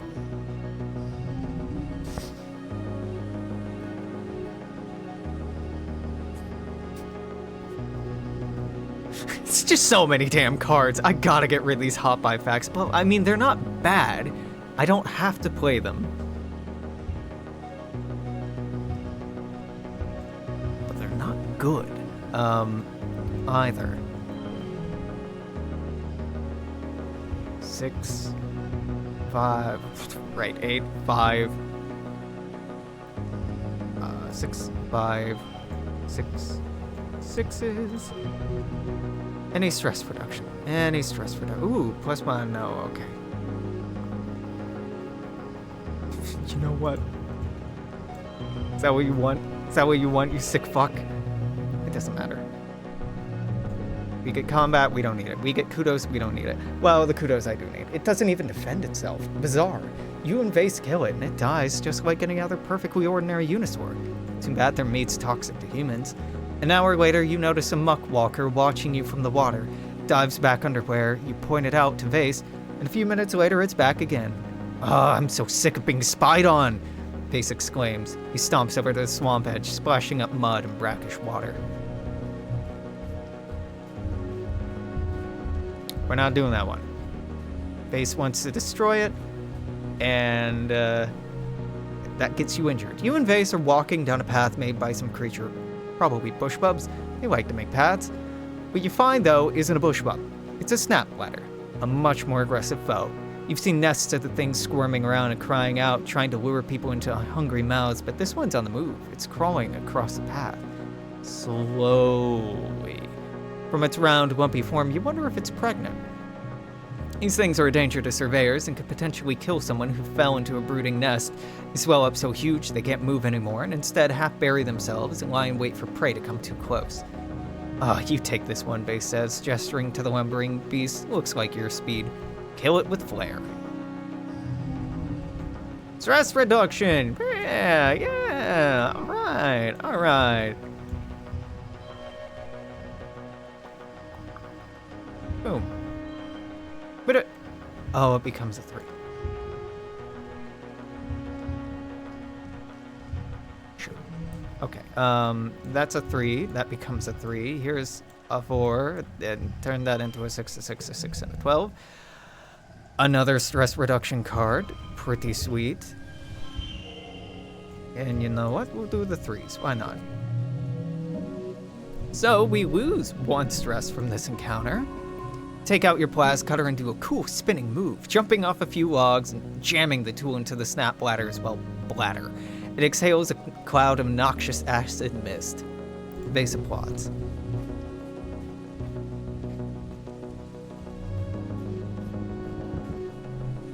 You and Vase are marching through a densely forested area. Droopy gloop willows seem to be melting into one another, forming an impenetrable mass. You can barely see anything around you as you pick your way forward. You notice Sim hiding behind a tree. He puts his finger to his lips, motions for you to come closer. Fall back and whisper to Sim. It's a nice human like you doing in a place like this, Sim says, smiling. I thought you might like to know that you're about to be ambushed by a pack of manticore, he continues. They've been tracking you and will pounce when you rear the clearing ahead. If you head west and cross the river, they won't follow you. Avoid the manticores. Tell Vase you've seen a better route on the other side of the river. He grumbles, but agrees to change course. It's not really better, but at least there are no monsters over there.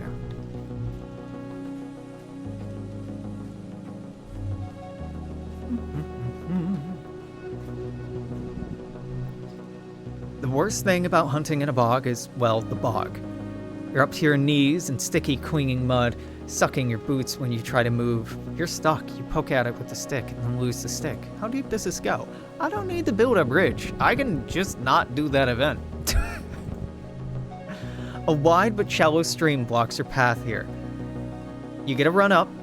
You may be able to jump over it, or there are giant lily pads that might hold your weight. The tops are worn smooth, as if animals in this area regularly use them as a bridge. Vase leaps over it. Come on, short stack, he crows. He has a height advantage, though. Might not be as easy for you. You jump over it. You land neatly on the other side. Vase laughs and gives you a high five.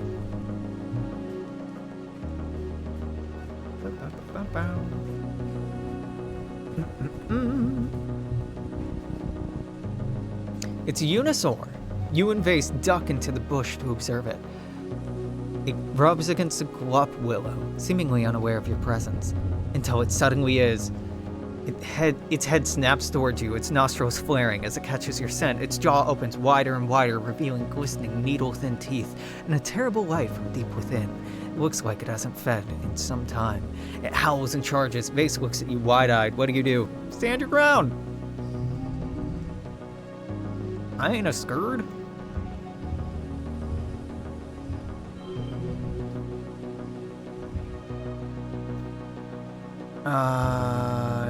That would be... No. We do that, then this. And then that. Right. Wrong. There we go. Then I need merely a 23 here. No stress reduction this time. That's a shame. That's okay.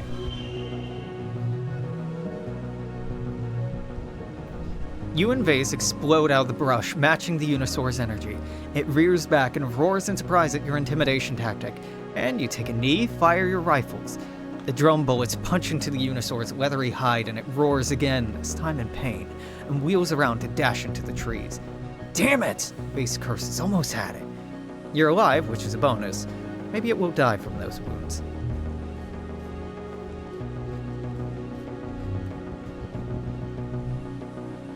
The swamp is flooded here, and water has risen to almost completely cover the trees. The islands you make your way across are actually the tops of giant mushroom-topped trees, barely rising out of the marsh. The water is clearer than usual, so you can see down through the underwater canopy to the jungle beneath the surface. You'd think it's just marvelous to peer down at the underwater forest, but Vase is antsy and looking for something to fight. He scouts on ahead. You're hurrying to catch up when several muckwalkers come flopping out in front of you, twice as long as you are tall, smacking and slithering in your direction with hundreds of little fins. Creatures are slow and clumsy out of the water, but it doesn't really matter when you're that big. Fight them. This is such a shitty place for this card to get locked, but okay, fine.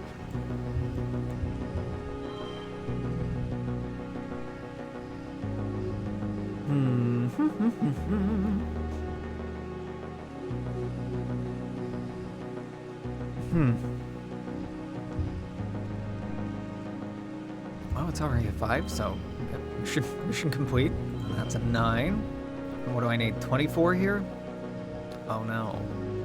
However, will I pull that off? It is a mystery. It is a mystery. Yeah, already done, and then throw one of these down. Boom. 53. That's okay. Doesn't need to be close to 60. In their clumsiness, the muckwalkers more likely to crush you or drown you than actually eat you, assuming that's what they're trying to do. It's hard to tell. You kill one, the other slithers off. Vase shows up as you finish it off.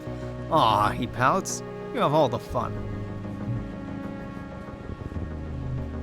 There's a different variety of bush bub here in the swamps. Slimy, smooth featured, gloopy, just like the rest of the foliage. They seem just as slow, but suspiciously intelligent. As slow, but suspiciously intelligent as their dry biome cousins. You come across one of their little shrines and find the well-worn paths in the loamy soil. While you're inspecting the shrine, you hear a blurring, groaning noise. Vase smacks you in the butt with the butt of its rifle to get your attention. Barreling down on you from two different directions on the path are two goop-faced bushbub sentries, calling out to each other as if they've been laying in wait. They attack. 6, 6, 4.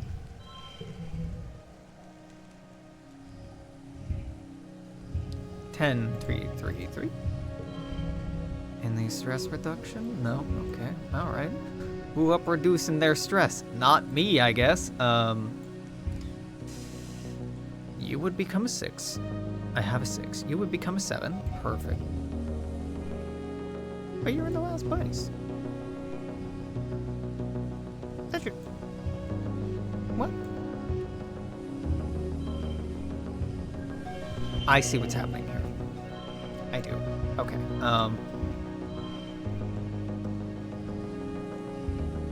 There we go. I can't do math. Combat. You kill one and the other runs off. Well, sort of. You've never seen an animal move quite like that. And sort of like an ambulatory sack of oatmeal. Analyze the corpse. Vase sighs as you kneel down to take a closer look at the gooey bush bub. This must be a subspecies of bush bub that doesn't appear on your holopalm's bestiary. Its rock-like skin is much thinner and slimier, and its branches don't look like they've ever had leaves on them. You cut it open, and its organs just don't make sense. They're just jumbled in there, willy-nilly. Can't even figure out how this creature would digest food. Maybe it's a genetic abomination, but there were 2 of them. We got colony defense from that. For presumably taking out something that would have been a danger to other people? I don't really follow the logic of that one, but... We've done everything? Oh no, that's new.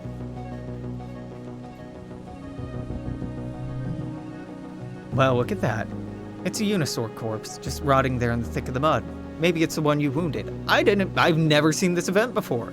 The meat isn't edible, but you figure you can harvest its shining horn. Someone will probably want to study it. Neat. Okie doke. Let's get the frick out of here. All done. Go home. Electrical strikes are common during storms. Test your EnviroSuit grounding system regularly. Yep, go home. You're back. You find Tangent in engineering and set down the bag of squelchy, goopy hop-eye eggs. Her eyes go wide.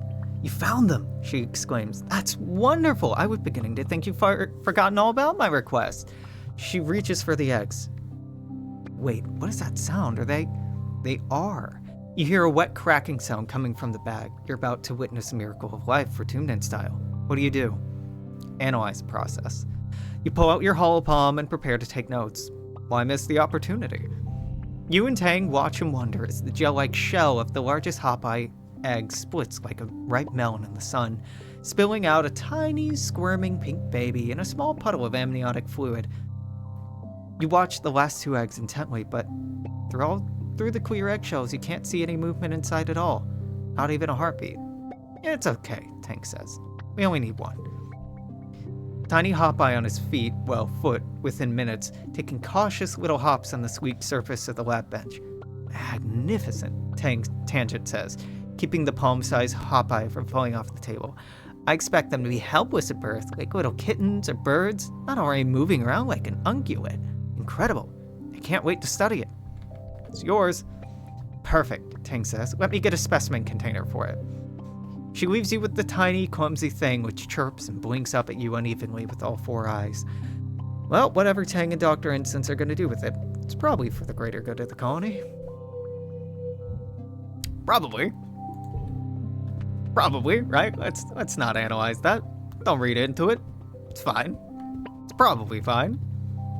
Don't worry about it. Don't worry about it. It's okay. It's fine. Nothing to worry about. Nothing at all. Mars, I have to give you a gift. So I guess we're really at war now because I just tried to use my kudos to print a new hairband and they told me I can't because I have enough hairbands already and they have to save the nano printer for things that are more important. Mars crosses her arms, stomps her foot. Hello? Have you seen my hair? Accessories are important, okay? I hear you. Wait. We are maxed out with this. I don't need this. You're looking for Rex by the construction site, but Rex finds you first. Tackle hug! You turn to the source of the yell. Rex is barreling towards you, arms outstretched. You have about 2 seconds to decide how to react. Leap into his arms. You ready yourself to launch into his embrace, catching a glimpse of Rex's delighted smile as he scoops you up in his strong arms. He lifts you up off your feet and swings you around laughing. Hey yo, Soanasea, Rex exclaims. He holds you easily against his chest. What's a good person like you doing in a place like this? Give him a peck on the cheek. Rex's cheek is warm and soft, and you can feel the curl of his smile under your lips. He sets you down on your feet, cups your face in his hands, and presses a friendly kiss to your forehead. Nice to see you too, Sawanasea, he says. You think you're starting to understand this strange Helio boy and his love of hugs. So, Rex asks, crossing his arms. Were you looking for me? What you need? No, I have been feeling kind of down lately. But, I've been feeling really down lately. Oh no, Rex cries out, throws his arms around you, and rubs his hands down your back comfortingly. I'm sorry, Sawanasea. Is there anything I can do to help? Do you want to make out about it? Rex's eyes go wide and he bites his lip with his fang. Oh man, he says, rubbing his hands down his face in mock agony. I mean, obviously, yes, hello, Sawanasea, hit me up literally any other time, but I'm actually super stoked to work on the build today. He looks over his shoulder at the construction project behind him, then looks back at you with a devilish smile. If you want, you can come see what we're working on. There's, lots of cool little private rooms and stuff. Lead the way. You follow Rex back to the construction site. He waves at the other workers and leads you to a half-built room that's almost completely out of their sight. This is the best I can do, he whispers, bracketing you against the wall with his arms. But honestly, it's kind of fun, right? He's right. It is kind of fun. You and Rex emerge from the construction site sometime later, rumpled, kiss-bitten, and just a little bit contrite. The other construction workers tactfully don't take notice as Rex kisses you one more time and sends you off with a jaunty wave. You feel more relaxed than you have for weeks. 100 stress reduction. Pretty fucking good. I got you a present. Boom. Hey, is it me or is just everyone here just like light speed hot? Seriously, is it something in the water? Because, ow, woo, dang! Rex lets out a little howl and laughs, clapping you on the back. Present company included. Oh right, it is your birthday. Hugs incoming. Boom. Nami Nami? My mom and dad asked if I was getting serious with anyone, Nami says, wrinkling their nose. Gross aroni, right? Cal? You're looking for Cal when you overhear him just from the other side of the geoponics dome. For the last time, leave me alone. Huh. Doesn't sound good. You get closer and find Cal facing down Rhett and Vase. They've cornered him, their body language calm and relaxed, while Cal's is so angry he's almost shaking. Cal, please listen to us, Rhett says, spreading his hands. We're not here to conscript you. Can't force you to join the army. All I'm saying is I need good, loyal, strong young men like you out there on the front lines. Rhett smiles. You're a good boy, Cal. I admire your passion for peace and your dedication for fighting for it. That's why I'm here, asking you to help me protect the colony. Protect the colony? Cal spits. That's such a lie. You're not protecting anything. You're just slaughtering defenseless animals in their homes. It's disgusting. Hey, Vase retorts, taking a step forward with his fist raised. Show some respect. Cal squares up like he's ready to take the hit. For who? He asks, his voice sharp. Psychopaths like you? Vase roars and looks like he's about to take a swing, but Rhett holds him back with one raised hand. Vase slinks back to Rhett's side, glowering at Cal. I can tell you need a bit more time, Rhett says. Just wanted to let you know my door's always open if... Are they bothering you, Cal? Your mom comes up behind you, her presence smothering the encounter like a blanket over a fire. I need you inside, she says to Cal, then turns to Rhett. My people are too busy filling your soldiers' bellies to listen to your war stories, Rhett. Don't worry, she adds, patting her artificial leg. He gets plenty of war stories from me. Rhett backs off. You're right, Flulu, he says placatingly. I've taken up too much young Cal's time. Vase looks like he's about to lip off again, but Rhett speaks before he can. All I ask is you keep in the back of your mind, Cal. When you come around, I'll be happy to talk to you about your options. With that, they leave. Vase gives a scathing look as they pass. Cal sits down heavily on the sack of fertilizer he must have been carrying before Vase and Rhett cornered him. This isn't even the first time, he mutters, his face in his hands. They're really dead set on me joining the hunting parties. I told them I don't want to kill anything. Rhett said, it's okay, you can just tell us how to kill him. He looks up, exasperated, like that's any better. Wish they'd leave you alone. Me too, Cal sighs. They have a real messed up idea of what it means to serve the colony. Like, who do they think grows their food? Ghosts? Cal picks at a loose thread of the sack he's sitting on. Man, this whole war is light speed stupid. Ominous people come crashing in here, think they've run the place because they have bombs and guns, and then nobody stops to think, like, maybe we're actually the invasive species here. You need to live in harmony with nature. Glad you agree, Cal says. I just feel like we just showed up, popped ourselves right in the middle of the food web. We didn't even think for a second about the chaos that would cause on the ecosystem. We owe it to this planet to try to do our best to understand it. He looks out toward the walls. Maybe the answer's out there? You go on expeditions a lot, right? Can you keep an eye out for, like, the answer to everything? Cal's shoulders slump at a sigh, pauses and pushes himself to his feet. Oh man, I wish I could still talk about this stuff with Anemone, he says, swinging the sack of fertilizer over his broad shoulders again. You can see why Rhett wanted him to get in the defense force so badly.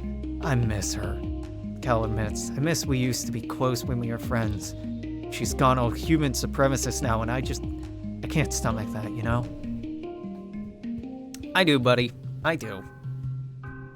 Speaking of human supremacists, you bump into Tangent after a routine checkup in medbay. Swanasea, could you wait a moment? I'm almost done. Let's walk out together. Dr. Instance gives you a curious look as Tang hurries to catch up to you, but goes back to her work. You wonder if Tang needs something from you or just wants to hang out. Lately, it seems like she has less time for friends, preferring to work late at the lab. Maybe she's lonely. Nice weather we're having, Tang says as you walk outside. You look around. Seems pretty normal for the season. She clears her throat. It's so different here than it was in space. Growing up on a spaceship was so clean and tidy. Here, I'm constantly sweeping pollen or dust spores or what have you off of everything. There was a mushroom growing in the corner of the bathroom the other day. Kinda like it, honestly. Ugh, Tang says, wrinkling her nose. You can have it. You walk for a few more minutes. Tang clearly has something on her mind. So you let her sit with it until she finally seals itself. I'm not very good at this sort of thing, she says. So you know I've been working on a big project with the chief engineer? Yeah. You nod, she continues. Well, it's been going really well. I think we're finally over the last hurdle. Governor Lum says it's going to change everything in the colony for the better. She seems more at ease than you've seen her in years. Truly, I couldn't have done it without you. Tang says, a slight smile warming her usually expressionless face. I know I can be a hard person to be around, but I appreciate everything you've done for me, and ultimately for the colony, for all of humanity. What's really going on with you? She shrugs. It's nothing. I just think it's nice to take a moment to recognize when someone has helped you. I'm trying to do it more. The last decade has taught me anything, it's that you don't want to wait until it's too late. She smiles cryptically. Tangent. Tangent, no. I'm happy to help a friend. We're romancing Cal. Tangent is monogamous. I'm happy to help a friend. Tang nods and shoves her hands in the pockets of her lab coat, apparently having exhausted her capacity for heartfelt conversation. That's not good. Her project almost being done is not good. At all. I think we can still stop it, but like, you hate to hear that. You hate to hear that. Every time you help, Tangent moves the project along.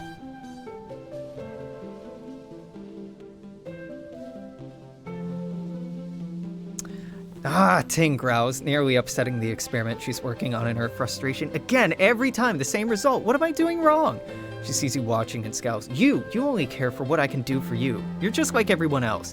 If you want to get off so badly, go do it yourself. I'm no longer interested. Yeah. Fleeing over. Understandable. You're walking through the garrison when a wall of trophies catches your eyes. When you take a closer look, you notice all the awards are for various combat skill competitions. Vase's name features regularly on all of them. You hear Vase's heavy footsteps clang behind you. Elio Pa's a star brawler. Every year since they let me start competing, he says, tapping the glass. That one, I had a bet if they won, I could give away anything on the duty roster for 1 month for every opponent. I knocked out. I didn't see a potato peeler for a year. He smirks. He stopped betting against me after that. He crosses his arms, looks at the wall of trophies, nudging your arm. Want to hear about the first fight I ever won? Of course. So I know I don't look it, but I was a small kid. Wimpy, scrawny, always getting pushed around by the older kids. Well, one day, one of those older kids decided I was gonna play soldier. They were gonna haze me like one. It's 4-on-1, all of them bigger and stronger than me. They underestimated me. Doesn't take a lot of strength to break a man's arm. He shoots you a look, holding your arm. You cry like a little bitch about it, too. You know what? Felt great. Wow, you're so cool. Hell yeah, I am. It worked, though. That kid whose arm I broke, no one gives a shit about him anymore. Dropped out of the combat program, and everyone's including me, started including me in the training exercises instead. Then when I hit my growth spurt, did they ever eat shit? He reaches down, grabs himself between the legs, and winks at you. Thanks to Daddy Gene Tech, nobody doubts I'm a goddamn man anymore if you catch my drift. No, is his enhancement really that shallow? Well endowed is his enhancement. Dude, that sucks so much. Your enhancement is being well endowed? That's pathetic. That's so pathetic. People can, not sleep or heal rapidly, or they learn things really well. They literally don't feel fear. They are part dog, or they have no shame. You have a big dick? Big fucking whoop, my guy. They make those. You can just buy one of those. Dildos are free. Well, they're not free. Dildos are not that expensive, my guy. I got a big Jesus Christ, he sucks. You're catching up with them between her drills when she looks over her shoulder and frowns. Newton's bloody apple, she curses, seeming to shrink behind you. She's here again. You turn, and at the other end of the garrison, you see a small crowd of young soldiers forming around Chief Steward Antecedent. She's handing out tough lunch tiffins and doling out hugs to anyone who comes within melee range, which is quite a few of them. You've noticed, just from hanging out around the garrison, some of the transplanted Helio soldiers have started calling her Auntie. This must be why. She comes here every couple of days. Nem grumbles. Like we're still kids playing in the crush in her skirts. It's so disruptive. Eventually, the crowd around Antecedent thins. She makes her way over to you and Nem. She greets you with a warm hug. She smells great, like flour and yeast. Hello, Soanasea, have you eaten? Not yet, Auntie. She smiles fondly, hands you a tiffin, still warm. It's important to keep up your strength, my love, she says and pats you on the cheek. Antecedent turns to Nem. You can almost feel the temperature in the room drop several degrees as Nem stonily stares down at her mother. Antecedent's smile grows thin. She clutches the handles of her basket. How about you, Annie? Have you eaten? Do you need... Nem scowls and crosses her arm. I'm fine, she says, cutting off her mother. Just like I was yesterday and last week, I don't need you to manage me. If you're sure, Antecedent responds hesitantly. It's a mother's job to worry, Annie. She reaches out to lay her hand on Nem's scaly cheek, but Nem jerks backwards, slaps her hand away. Oh yeah? Nem retorts. You just sit around and worry? Must be nice. I bet you'd like it if that's all I did too, huh? If I quit being a soldier, spent all day cuddling babies and wiping noses and fixing clothes like you did, nice and safe in the creche forever? Nem, she's your mom. Nem turns her frightening scowl on you. Stay out of this, Soanasea. I've never thought of that, Annie, she says, laying her hand on her heart. I worry because I love you, and I always will. I'm just doing what I can to keep you safe. Love doesn't keep anyone safe, Nem exclaims, raising her voice enough that some of the soldiers turn their heads to watch. Her thunderous expression convinces most of them to go back to their business. Nem clenches her fist. Love didn't keep Calm safe, did it? Her voice breaking. No amount of love or worry on this stupid planet that can do that. So you just stop, okay? Just stop or do something useful. I'm never gonna be like you. I'm gonna fight. Oh no. Vase peels off from his unit, jogs over to stand beside Nem. You okay, babe? He asks, putting his hand on Anemone's shoulder. She covers it with her own and angles her body toward him. Yeah, everything's just galactic, Nem mutters. Mom was just about to tell me how much she wishes I could give up being a soldier so I can pop out babies and be safe. Antecedent sputters, trying to explain herself. Vase beats her to it. Anemone's an exemplary soldier, Chief Steward, he says calmly. I know it's hard for a mother to accept, but we're all much safer for her service to the colony. He puts one finger under Nem's chin, talking directly to her. And remember, Nemi, we exist to protect people like your mother, to preserve the bond between parents and their children. Vase gives Antecedent a stiff smile. If the stars align, one day we won't lose any more sons. A soft "oh" escapes Antecedent. She blots her eyes. Oh, you are one of the good ones, aren't you? She says, clearly trying to not cry. You are not smart, Auntie. You are not smart. You can't see a fucking fascist standing in front of you going, we're gonna kill them all and then have kids and, oh my god. You sweet, sweet woman. You kind-hearted. Sheep wool pulled over your eyes. Is walking in the footsteps of the good men and women who served before me, ma'am. Vase replies, we couldn't do it without you keeping the hearth lit for us. Speaking of, I'll take lunch if you have any left. Antecedent laughs and hands him a tiffin from her basket, and goes on her toes and gives him a quick hug. Over her shoulder, Vase shoots a cheeky wink at Nem, who rolls her eyes and snorts. Gross. Take the egg, motherfucker. Okay, Anemone, Cal, Tangent, and Dis are maxed out.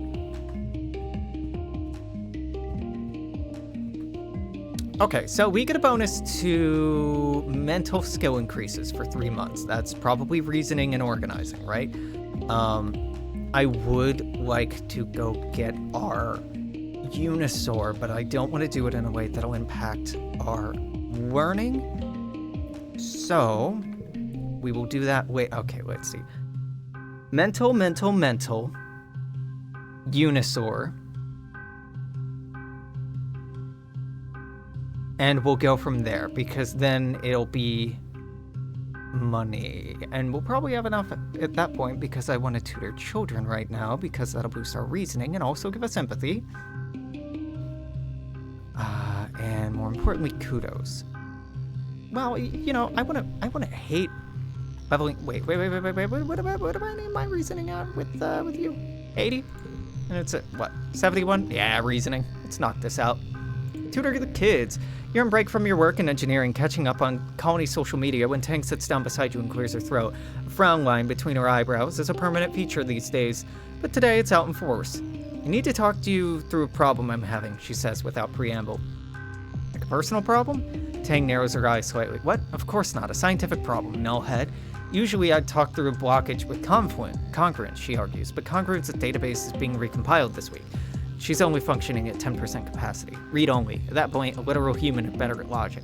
You're the only person I could think of to trust with this kind of thing. Sure, I'll help. She launches into an explanation about the problem she's having. Luckily, she doesn't require much from you except a friendly ear. You chime in with what you hope are helpful questions, leading her down different thought experiments that cause her to rethink the original problem, each of which she takes the time to explain with more passion than you thought Ting was capable of. From what you gather, it has to do with inclusion bodies, and cytoplasmic aggregates, encapsid proteins, and electron refractile particles. It's uber technical stuff. So, you're working with viruses. Yes, precisely, Ting says. Please, you're keeping up. So as I was saying, the more you hear, the more you're sure of it. Chief Engineer Instance and Tang's secret project, the thing they've been working on behind closed door for years, an engineered disease. A designer virus, targeting only native Vertumnan creatures. That's the only reason Tang could be asking these kind of questions. You ask to see your notes on the subject, and she pulls them up on her holopalm to show you. Yep, you're sure of it. If what they're working on is successful, it'll affect almost all fauna in Vertumna, from tiny hop eyes to terrible faceless. You surreptitiously record a copy of her notes for your own holopalm. Sounds dangerous. What? Tang says, forcing a laugh. This is just homework for my virology class. It's all hypothetical. She stands up to the table. Well, I should get back to work. I mean, school. Thank you for your help. Tang retreats from the break room, leaving you alone with your discovery. You could try talking to her again or take what you've learned to the governor directly. We can talk her down.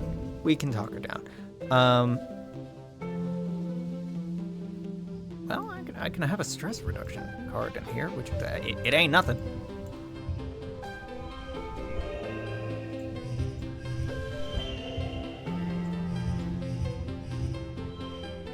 Yeah, that'll do. Not the best we could have done, but that's okay. 7 reasoning out of that, which pushes us to 78. Pretty good.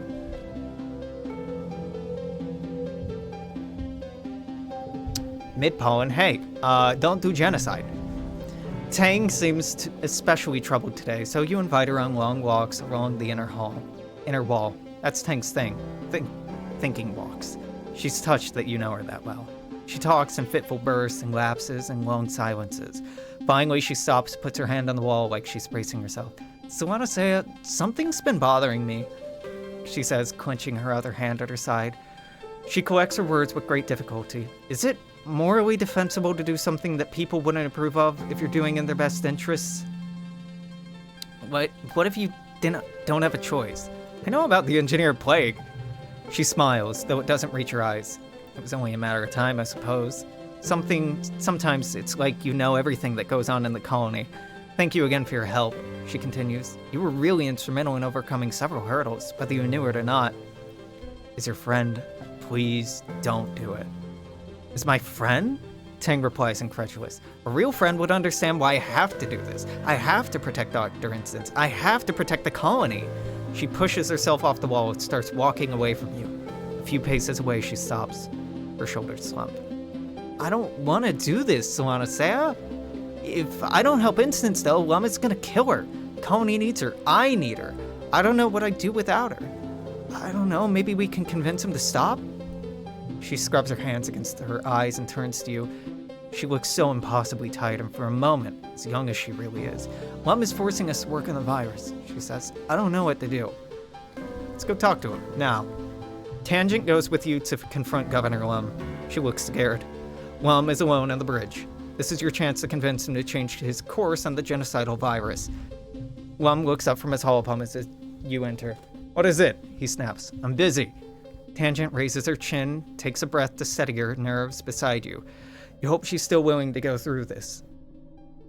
You tell Governor Lum that you know everything about the bioengineered plague he intends to unleash upon the planet, how he pressed Instance and Tangent into creating it under threat of death, and how it will kill every living thing on Vertumna.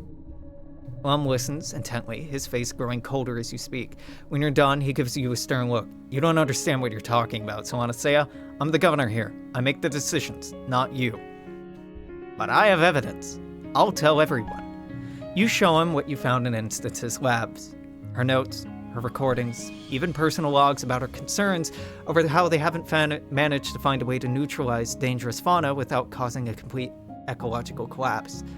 Lum's face goes red, but he's uncharacteristically somber. I don't know how you got this, he says slowly, but it's damning. Thank you for bringing it to my attention. You stare at Lum. That's it? He gives you an exasperated look. That means you can go, he orders. Leave before I change my mind and throw you in the brig on espionage charges.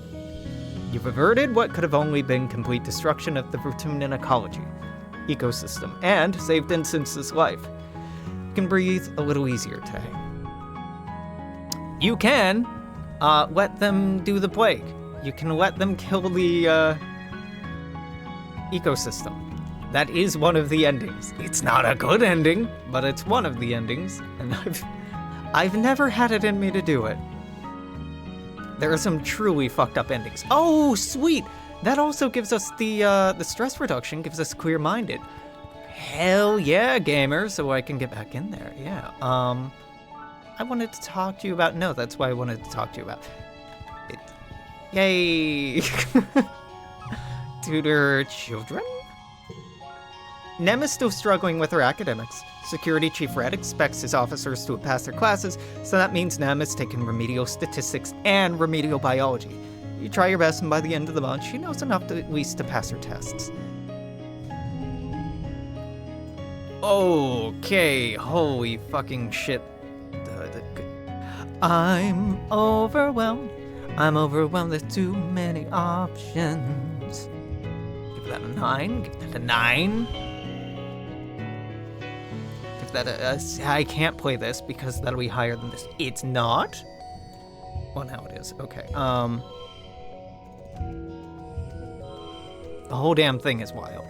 Is it not? 9, 10, 11? 9, 10, 10, 10?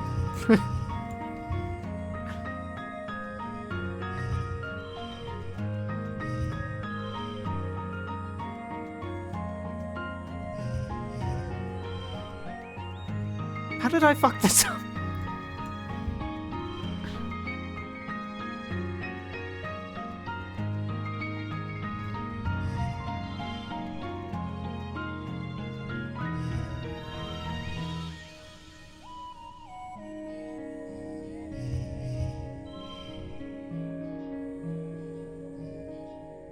Because it gets a +1, so it becomes a 10.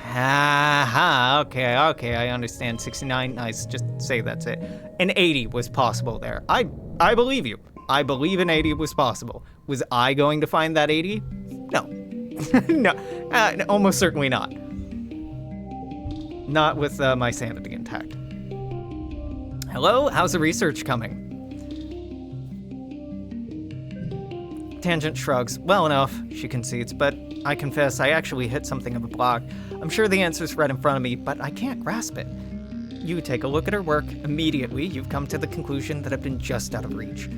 She rubs her eyes. Oh, you are formidable. I've been coming at it wrong the entire time. She taps a few notes into her hollow palm and smiles. Thank you for being someone on this stupid rock I can trust to know what they're doing.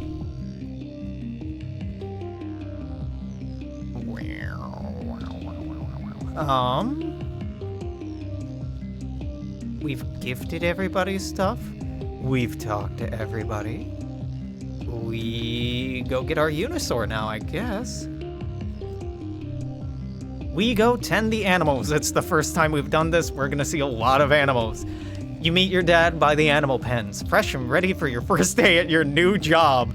Your dad laughs at your clean clothes and your scrub face. Oh, Pumpkin, I'm sorry to tell you, you're a little overdressed for the position. You're gonna get dirtier than all heck today. Go on, put these overalls and let's get to work. Change and follow your dad to the float cow pens. He rubs their noses as he points out their names. I know they're cute, but these ladies aren't pets, he says. They're livestock. More than that, they're not really domesticated like animals back on Earth. They're more like tame. And give all the animals lots of room to roam. We feed them well. They're not gonna get chased down and eaten by bigger animals, and we'll help them if they're sick. It's a pretty good deal, I think, but they're still pretty wild, he says. You gotta be careful with them. He leans his elbows on the fence. And we're lucky Fortuna has herd animals. Makes it a little easier. We'll probably have real domestic animals in a couple hundred years. Well, kiddo, his dad says, spreading his arms, we've got all these animals. What do you want to learn about first? My Unisaur. Your dad whistles. Whew, yeah, that thing. Not really sure what to do about it, honestly. People don't really domesticate carnivores on purpose, because you have to raise their prey too, and it takes a lot of food to keep a carnivore happy. You have a Unisaur to keep happy. They get really dangerous when they're hungry. Sure is pretty though, he continues. Maybe the horn could be useful for something? Honestly, it's more of a pet than a farm animal. Maybe we could train it to guard the colony? We're still figuring it out. Bristle slugs? Oh yeah, we've got a ton of them. They're great, slow, gentle, easy to catch, which you already know. Don't let the spikes fool you. They're actually really cuddly, and I don't mind it when you pet them. And don't mind it when you pet them. It actually helps them. In the wild, they'd be scratching on all sorts of things, trying to knock off those itchy berries. He scrunches up his nose. Well, they're not really berries. They're more like eggs. Well, they're berries, though, because they're sweet. And you know what? Never mind. Ruminant animals are pretty weird. Float cows? Float cow you captured, still here? Look, here it is, he says, gesturing out at the herd. Squint and try to follow where he's pointing. Eventually you see it. Wow, it's much bigger than when you last saw it. It's been eating well. And guess what? Your dad says with a grin. It was pregnant. See those little floaties? Our first babies. You smile as you watch the float calves bob alongside their mother. Figured out that if we keep feeding them what they'd be eating during pollen, they'll keep making milk all year round, he says proudly. Makes them heavy enough they don't float away. Otherwise, we'd have to keep them on weeds like balloons. A squeeger. Oh yeah, Queen Bee, your dad says excitedly. Well, she's more like an ant. Not that you know what an ant is either. Never mind. She's settled in great. We got her rooted now, and she's starting to have her own little squeegers, and then those guys are going to do most of the work caring for her. She's a little grumpy. I'd be cranky too if I had to stay in one place and lay eggs for the rest of my life. You'll be responsible for squeezing that royal jelly out of her. Glad it's you and not me. Careful with the acid mist. Sugar bugs. Dad takes you to the rows of crates where the soft, squishy sugar bugs are all clumped together in the moist muck. These guys are pretty cool, he says, picking one up. Perfectly fits in a palm. They're a colony, just like us, and if you tickle them, you get... He brushes his finger along the top of the sugar bug, and a little jet of gooey stuff comes out. Sugar bug syrup, he says. Pretty neat, right? The Trippets. No joke, we thought these guys were just plants for the first couple of years, your dad says. We transplanted them from the wild into the greenhouses, but I guess that was just part of their life cycle because it turns out they're sentient and can move around and stuff. We moved them out of the greenhouses and into the barns, but we don't really treat them differently. They mostly just sit there. Let's get started. Great, your dad says, clapping you on the back. That's the kind of energy I want to see around here. We might need someone to muck out the float cow stables. They might float, but their poop sure doesn't. He hands you a shovel. Have fun. You should probably do something about the Unisaur you captured. It's eating its way through everything. It doesn't actually produce any food, and the other ranchers are starting to get annoyed by its attitude. Like it knows something they don't know. It's creepy. You figure might as well get used to taking it. Try to get it used to taking a rider. People could ride Unisaurs around, that'd be pretty useful, especially when the robots and vehicles start breaking down. You bring it outside, it stares at you with its eerily intelligent eyes as you approach with the saddle and only shimmies a little as you strap it onto its back. You brace yourself, hop on, and ride that Unisaur. Unisaur takes off at a run, ducking and weaving as it tries to throw you off. Get down low on the saddle, wrap your arms around its neck. The Unisaur is an unusually intelligent animal. You can sense it trying to figure out how to throw you, or just make it too uncomfortable for you to hang on. It slams its body against the walls of the pen, trying to snap your legs. When that doesn't work, it rears, up on its hind legs, trying to reach you to scratch with its hand-like paws. It tosses its head, trying to gouge you with its horn. It's uncomfortable. But you're no stranger to discomfort. You're not going to let this Unisaur dominate you. You hang on till the Unisaur stops fighting. Its great strides heaving under your legs.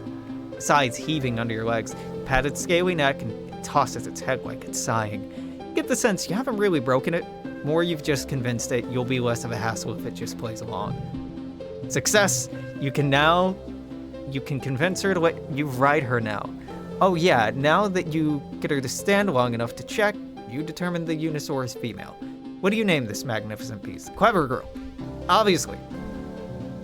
Excellent. You and Clever Girl should be very happy together.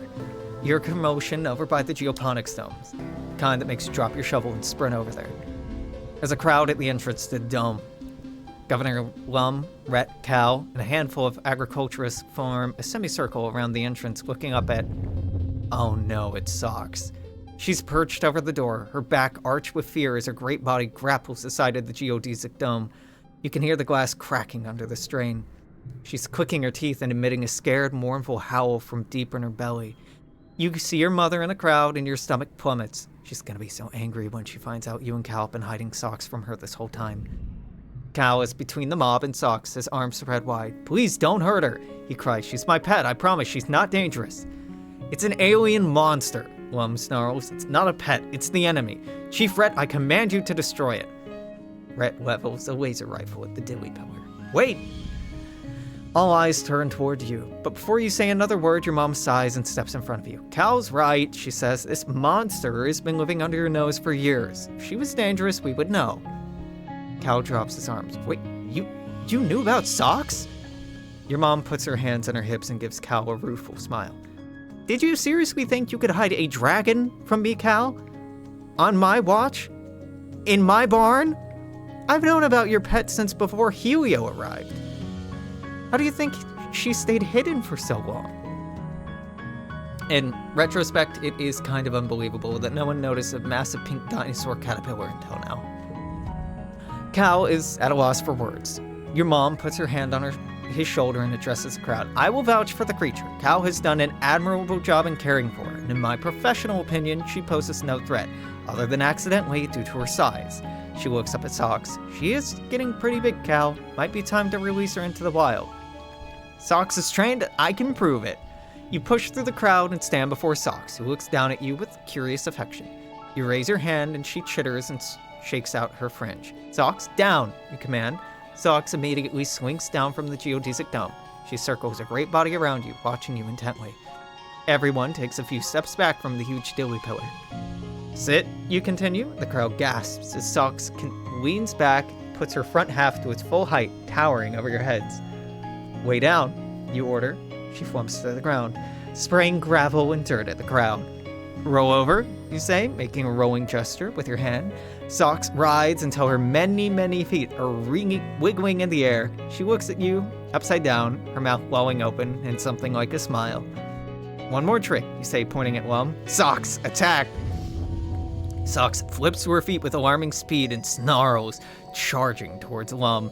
Everyone screams and scatters, except for Lum, who freezes and cowers where he stands, and Rhett, who raises his rifle. Stop, you command, and Socks drops dead in her tracks, her face inches from Lum's face. Her breath woofs over him, rustling his hair. There's only shocked, still silence. Lum's mouth quivers with fear, then confusion. What are you waiting for? Shoot it! For a few tense seconds, you worry that Rhett will pull the trigger. A moment passes, Security Chief Rhett slowly lowers his rifle. That's incredible, he says. You'll have this monster perfectly trained. Does it hunt? Will it follow directions at the expense of its own safety? Rhett turns to Lum. We could use this creature. It may be useful in defending the colony. She's only for defense, Cal pipes up. She's not a weapon. She's a breathing, living animal, and she has rights. Lum sets his jaw. Fine, he says, backing away from Socks. Rhett, you're responsible for this creature. I'm done with it. He turns on his heel and stalks away, muttering under his breath.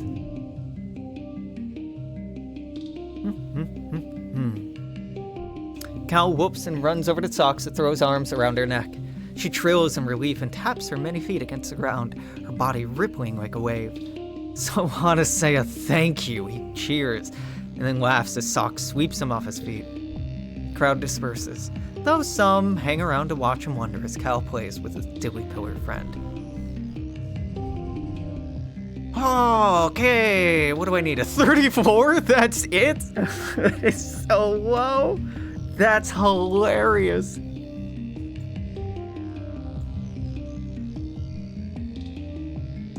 That's so fucking funny. Sure, 42 probably. Oh, that's the highest we could have done. I mean, of course it is. I knew it was. I did that on purpose. Absolutely. I'm just that good. Early dust? Okay. Gear. Goodbye, Sun Medallion. No, hello, Sun Medallion. Goodbye, gift from a secret admirer. Hello, Unisaur. So, with rainbow flushes of 3, social, mental, and physical cards together in any order, with no wild cards, give a +3. That's fucking crazy, dude. That's fucking crazy. Oh, wait.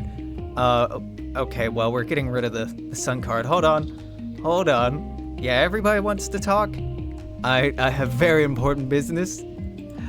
Fidget spinner, vintage focus device, acquired, maybe you should have, forgotten some of the cards you have. Maybe, probably. Probably. But this turns all mental cards, wild cards, values, matches, all pairs or straights. So all mental cards values become wild. We're about to get fucking easy mode.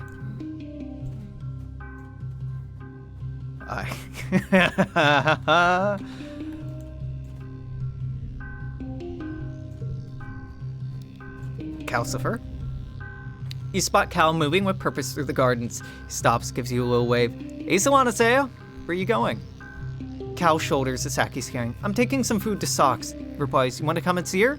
You do? It's been a while since you've seen the old girl. You and Cal go up past the walls to the pen they erected for Socks. Socks trills when she sees you both, unfurling her great body from where it's curled around the post in the middle of the pen. Her harness and lead jangle as she slithers over to Cal and twines around him. Hey, girl, Cal croons as Socks sweeps him off his feet and onto the coils of her serpent-like body. You hungry? Socks vocalizes happily when Cal starts taking head-sized rocks out of his sack, tossing them up to her, and she snaps them out of the air, pulverizing them in a shower of gravel with massive jaws.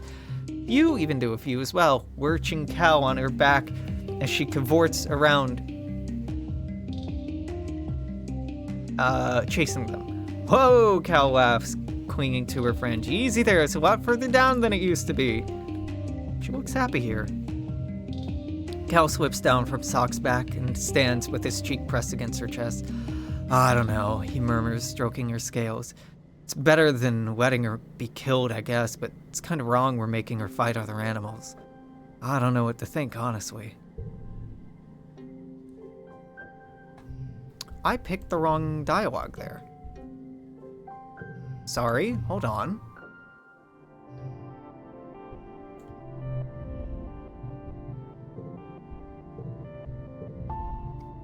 Is it right to keep her tied up like this at the right one? I don't know what to think of. No, okay, it's the same. It's the same. I just have never gone with the happy one before. Well, that's telling, Alex. Okay, I mean, look. Is that extremely me-coded to not say that someone looks happy? Yes. Okay. Hello, dickhead. I have something for you. Know thy enemy. Yeah. Fight me, bitch. Anemone's a total badass, Vase says, watching Nem spar with another one of the soldiers. Passionate, dedicated, loyal. He crosses his arms and smiles. As soon as I saw her, I knew she had to be mine. Of course she felt the same way. I challenge you! Vase suggests a sharpshooting competition. You, him, and a target that gets further and further away. First person to miss loses.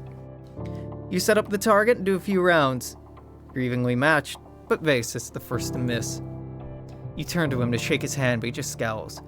What are you doing? It goes until each of us can spell horse. 5 missed shots. Shrug, start again until... Did I say horse? I meant Hopeye. Vase grumbles as he misses his 5th shot. Doesn't matter how long the word gets. No, you win. Soundly. He's forced to concede that, at least today, you were the sharper shooter.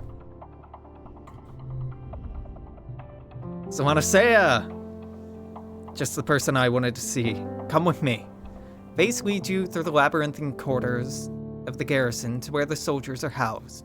Most of the people who arrived on the Helio moved into the colony housing, their rooms converted to storage, but it's not surprising to learn that Vase is one of the holdouts. Vase's room is humble, but far from utilitarian. As the motion sensor lights flick on, the first thing you notice is it's a full-on space travel paraphernalia. Star charts, ship schematics, flight plans, and the like. A hologram of a small personal-class spaceship hovers in the corner. As you gawk, Vase shoves your shoulder lightly and moves into the room. It's bloody noisy out there on the floor, and I wanted to ask you something.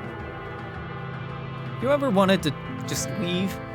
You know, get away from all this terrestrial bullshit and return to the skies where we were born?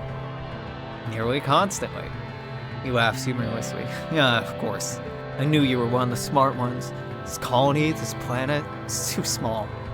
It's just... can't help but feel like space is where I belong. I always wanted to be a spaceship pilot more than a soldier. Suits you. Hell yeah, it does.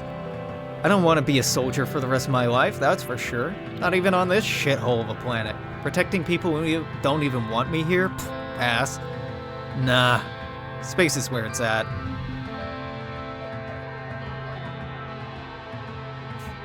Douche. This colony just feels a little small for someone of my caliber. I miss Zero G, knowing that only a thin skin of metal and your own wits protect you from the vacuum of space. When we came through that wormhole, when our bridge was destroyed and everyone thought we were gonna die, in that moment, everyone on that ship was one cohesive organism. We were all going to live or die on the strengths of those bonds, of our training. It was an adrenaline rush that nothing could ever match. Anyway, I was thinking, I want to return to space, in my own spacecraft. Just a little one, enough room for 2 people, some cargo. I'll need a second in command, someone to compliment me, someone I know is going to have my back. Sounds like a great adventure. Damn straight it does. Better than what you're going to find on this garbage lump of space shit. His eyes dart over the wall of his bunk where you can see a few personal photos interspersed along with spaceship stuff. Nothing's keeping me here anyway. Mom split when I was a baby for all the good it did her, still being stuck on the same spaceship with us, pretending I didn't exist. Dad died about 2 years before we came through the wormhole. Oh, that sucks. Not really. Dad was a mediocre soldier with authority issues, liked to fight, wasn't smart enough to do it right, got his ass bounced from the program, put into civilian roster. From the tone of Vace's voice, being called a civilian is probably the worst punishment he can imagine. Turns out, resisting authority was the only thing keeping the shithead together. He filled the vacuum with drinking, trying to knock me around. Until he couldn't even do that because I moved into the barracks as soon as they let me. Eventually, old man got in a fight he couldn't win, he says, shrugging. Go down a bunch of stairs, I guess. Runs his hand through a hall projection thoughtfully. It's bloody weird. My earliest memories, I remember idolizing him for being tough. Then I spent my childhood hating him and the rest of my life pitying him. What a goddamn weakling he was. He puts his hand down and flicks off the hall projection. That's why I want to go to space. I don't want to end up like my sad old man fighting and drinking till it all gets to be too much and a sodding will snap. I want to make my own name for myself and the stars. Yeah, of course you do, douchebag. You were supposed to meet Nem for lunch, but she doesn't show up. You head to the garrison to see if you can find her. You spot Nem's shock of red hair over by the close-range fighting ring. As you approach, she finishes a flurry of blows with a roundhouse kick that almost knocks the training dummy's head clear off. Kia! Nem roars, echoing off the vaulted ceiling of the garrison. Nem steps back from the ring and pulls off the bottom of her shirt to wipe her face, flashing you a glimpse of her muscular stomach and the blue-green scaling that dances over her ribcage down to her hips. Her skin shined with sweat under the harsh lights. You catch her eye, and she shoots you a smile, as quick and bright as the sun glinting off a metal roof before it disappears behind her usual bleak expression. She jogs over to you. What are you doing here, Suanasea? She brings up the time on her hall palm. Her eyes go wide. Oh, shit. We were supposed to eat lunch together today? I'm so sorry. You look incredible today. You gulp and give her a long, teasing gaze. Nem goes red, puts her hand over her ear mouth. Shh, don't say stuff like that. I didn't know you were watching. You're gonna get me in trouble with Vase. Nem grabs her water bottle and drinks from it, and pours the rest over her head, flicks the water through her shaved sides. We can still get some chow if you want. Just give me a sec. She pulls an oversized sports ball sweater over her workout clothes, her thumbs popping through holes worn into the cuffs. The lettering on the back reads kombucha. As you exit the garrison, you're stopped by a few of the other soldiers, who all seem to want to give Nem a high five or tell her about their days. Even though she's clearly exhausted, she musters up a few heartening words for each of them. They all know I'm dating Vance, she says apologetically. When you finally emerge into the sunlight, it's weird. All of a sudden, I'm like a hero to them? I haven't even done anything yet. I train every day, though. Probably like 6 or 8 hours, she says, rubbing out her shoulder, stretching it as she walks. Feels good to work out hard. Just like wipes out all the bad thoughts, anything that's bothering me. She makes an exploding motion with one hand. It's just goes away. Poof. Can't let myself lose focus. I can't let myself get distracted. If I do that and someone dies because of it, null it, man. Thought of it keeps me up at night. Sometimes I just get up and run around the colony till I'm too tired to stand. No one else is gonna die on my watch. You understand that, right? You work harder than anyone. How do you do it, Suanasea? What are you fighting for? I'm just trying to get through it. Nem nods in solidarity. I know how that feels. She claps you on the shoulder. I know what it's like to not want to think about the future. About why we're here, joining the Defense Force gave me a purpose. I get up every morning and I think, today I'm gonna be better than yesterday. I'm ready. Her mouth twitches into a smile before it fades again. I know it's hard, but as long as I'm alive, you got me. I'm here for you. Egg?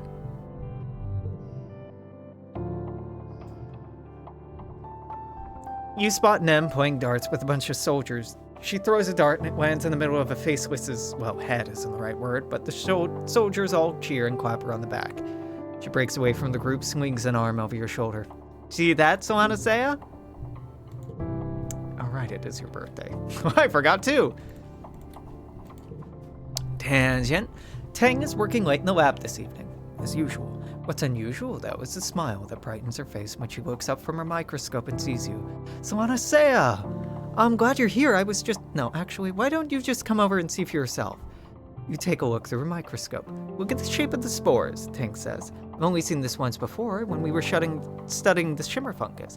But this fungus isn't any of the ones we've identified as capable of spreading the shimmer. She pushes you aside and looks through the microscope again and makes more notes on her HoloLens. Just when I think I've got an understanding of something, Soanasea, this could change everything. If more species are capable of spreading the spores, then shimmer response is probably more widespread than we previously thought, possibly even a planet-wide phenomenon. Because it's a new species, I get to suggest its name. What do you think? Should I name it after you? I'd be honored. Ting smiles and inputs your name into her HoloEye. With the slight gesture of her hand, Ting's HoloEye turns off. She sighs, rubs her thumb and index finger over her eyes. It's getting even later than usual for me, isn't it? Time to pack up and get going before sanitation team arrives in the morning. She yawns, then blinks rapidly in surprise. Seems that even I'm tired. You help her pick up her workstation. She turns off the lights with one last fond look at her laboratory. You and Tang take the long way through the colony, walking in companionable silence towards the general direction of the living quarters. You've come to enjoy these walks with Tang, moving like twin spirits through a sleeping world. Tang stops you before you head back into the living quarters. Actually, let's not go straight back, she says. I want to stay out a little longer. You and Tang climb up onto the walls, where the wind coming through the forest is stronger. Keep walking. The wilderness is dark and impenetrable past the defense's perimeter. Tang keeps you on the outside edge subconsciously, or possibly consciously, putting you between her and it. I hate thinking about what's out there, she says quietly. Predators, dangers, diseases, all the monsters that have terrified humanity since the dawn of time, and they're right outside these walls. It's not so bad out there. She winks her fingers behind her back as she walks. All the same, I think I've finally come to appreciate it for what it is. Opportunity. How many scientists have truly been afforded this freedom of discovery? A seemingly limitless buffet of knowledge. Tang looks towards the wilderness and smiles wistfully. Tumna's full of dangers, yeah, but I find myself also feeling a curious sense of wonder. Awe, perhaps. You walk a little further before Tang, seemingly in the middle of some deep thought, stops and turns to you. Soanasea, are you happy here? She winces, then bites her lip. No, I don't mean happy, precisely. Happiness is irrelevant to a survival situation. What I mean is, do you imagine a future here? One that you would have chosen for yourself, should you have been given the option? Are you fulfilled? I'm just existing day by day. Tang agrees. What a miserable existence we lead. Honestly, I despise the physical realities of living here. The smell, cramped quarters, constant threat of attack, disease, everyone's meaningless interpersonal squabbles amplified by proximity and stress. I can feel them weighing me down. She laughs humorlessly. But we don't have a choice, do we? Therefore, the only rational decision is to make the best of what we have. Accept otherwise is to accept misery and death. And that's the tangent you know so well. You can trust her to stay logical and focused no matter what chaos tomorrow may bring. You walk until the chill of the night settles into your skin, then descend from the walls and walk back to the living quarters. Tang hesitates at the threshold. Anyone else might not have noticed, but you know Tang. Probably better than anyone than the whole colony does. Even our own brother. What's wrong? Nothing. Tang says with a whole laugh. Just thinking. Just nothing new.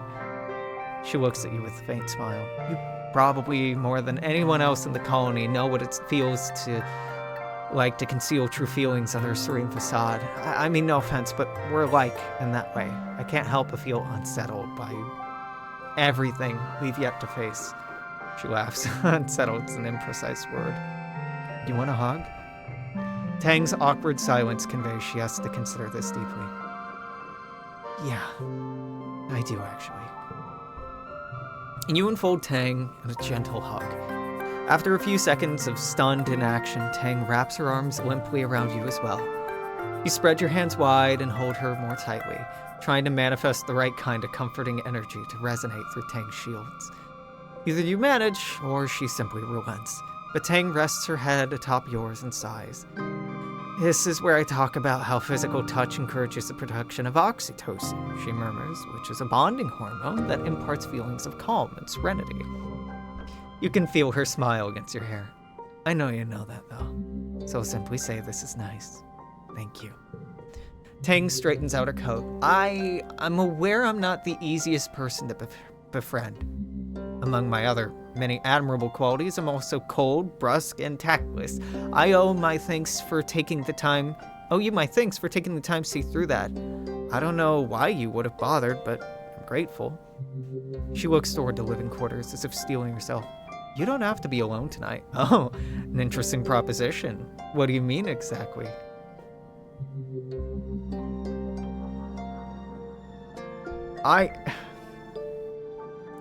I think she rejects this, and I think rightfully so. It's a terrible fucking line. Our shared trauma could be romantic. We could keep each other company.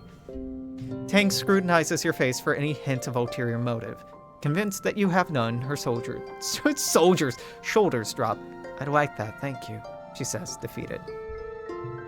You retire back to Tang's quarters, a largely sterile sleeping room with a few human touches, save for a few neglected plants, a ratty blanket you recognize the kind Chief Steward And used to knit by hand for every kid.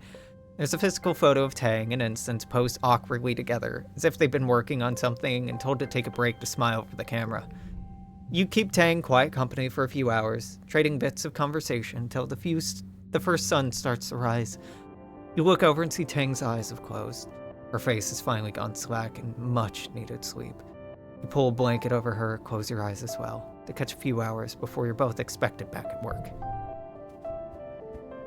Friendship! Non-traumatic friendship, Nami. Nami. Hold on, I don't even need this collectible. But it's there, therefore I gotta go for it.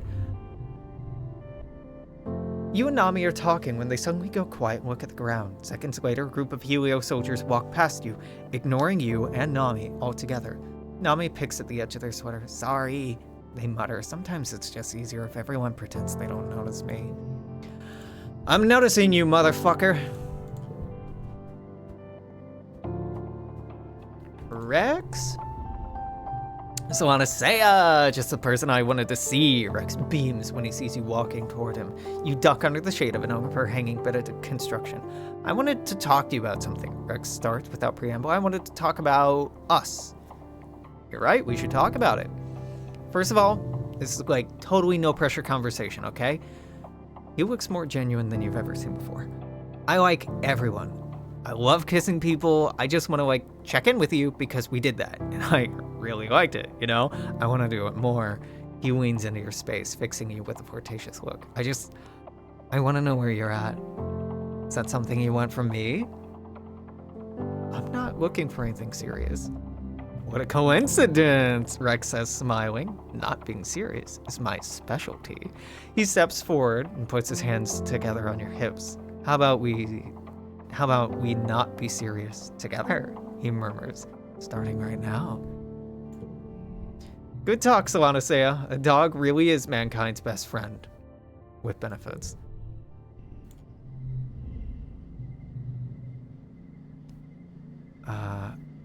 I got you. Oh, no, this is new. Rex is staring across the colony at the garrison, watching the soldiers go through the drills. Not so sure about this war, he says, scowling. Seems like a bunch of big dick soldiers got in over their heads to start killing things just because they don't look human enough. I'm more human than they are, and I'm part dog.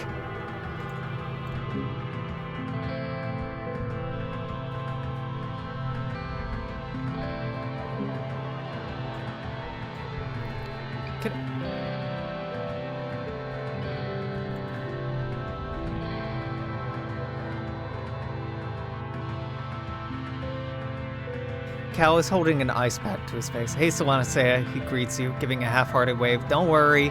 Kind of weird how me and Rex get so clumsy around the Helio kids, huh? He gives you a significant look. I don't know what that means.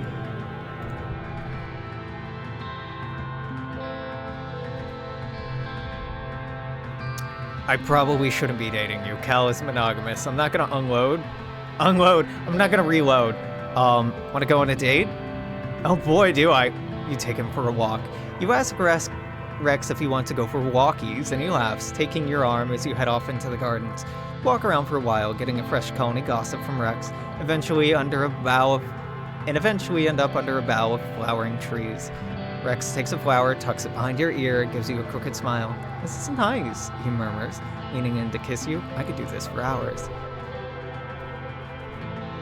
Boop, boop, boop, boop, boop. No, never mind. I don't think that cuts us off. And okay, look, if we're 18 and dating Cal still hasn't become an option.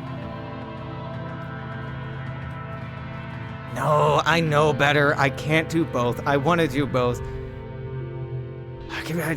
Yeah, what's up? We should stop seeing each other. He tilts his head, looking at you, blinking as your words set in. He looks shocked. He smooths it away so fast you can barely see the emotion of flicker across his face. Yeah, all right, he says finally. No reason we gotta do something if it doesn't make both of us happy, right? Hey, if you ever want to have some fun, you know where to find me. You can start dating him again at any point. He's truly a gift. Cal is taking a break in the shelter of the geoponics dome. As you approach, you see him tossing crumbs from his lunch into an uncleared shrub. As you get closer, you recognize the glinting of a Hopeye's iconic 4 eyes. Shh, Cal says, holding a finger to his lips. This one's got a little clutch of baby hop kitty somewhere. Almost got her trust so she'll show me back to her nest and I can move them outside the walls. Aren't you sweet as hell? What the hell, Cal? Okay, alright. We can do whatever we want. Reasoning's really close. Organizing is really close.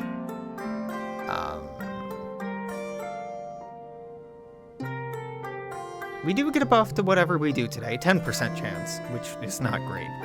Oh god, I got rid of all of our stress.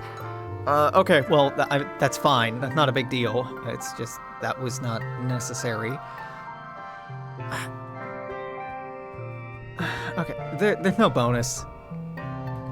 Repair robots. Nami and Dis are working in the lab this month.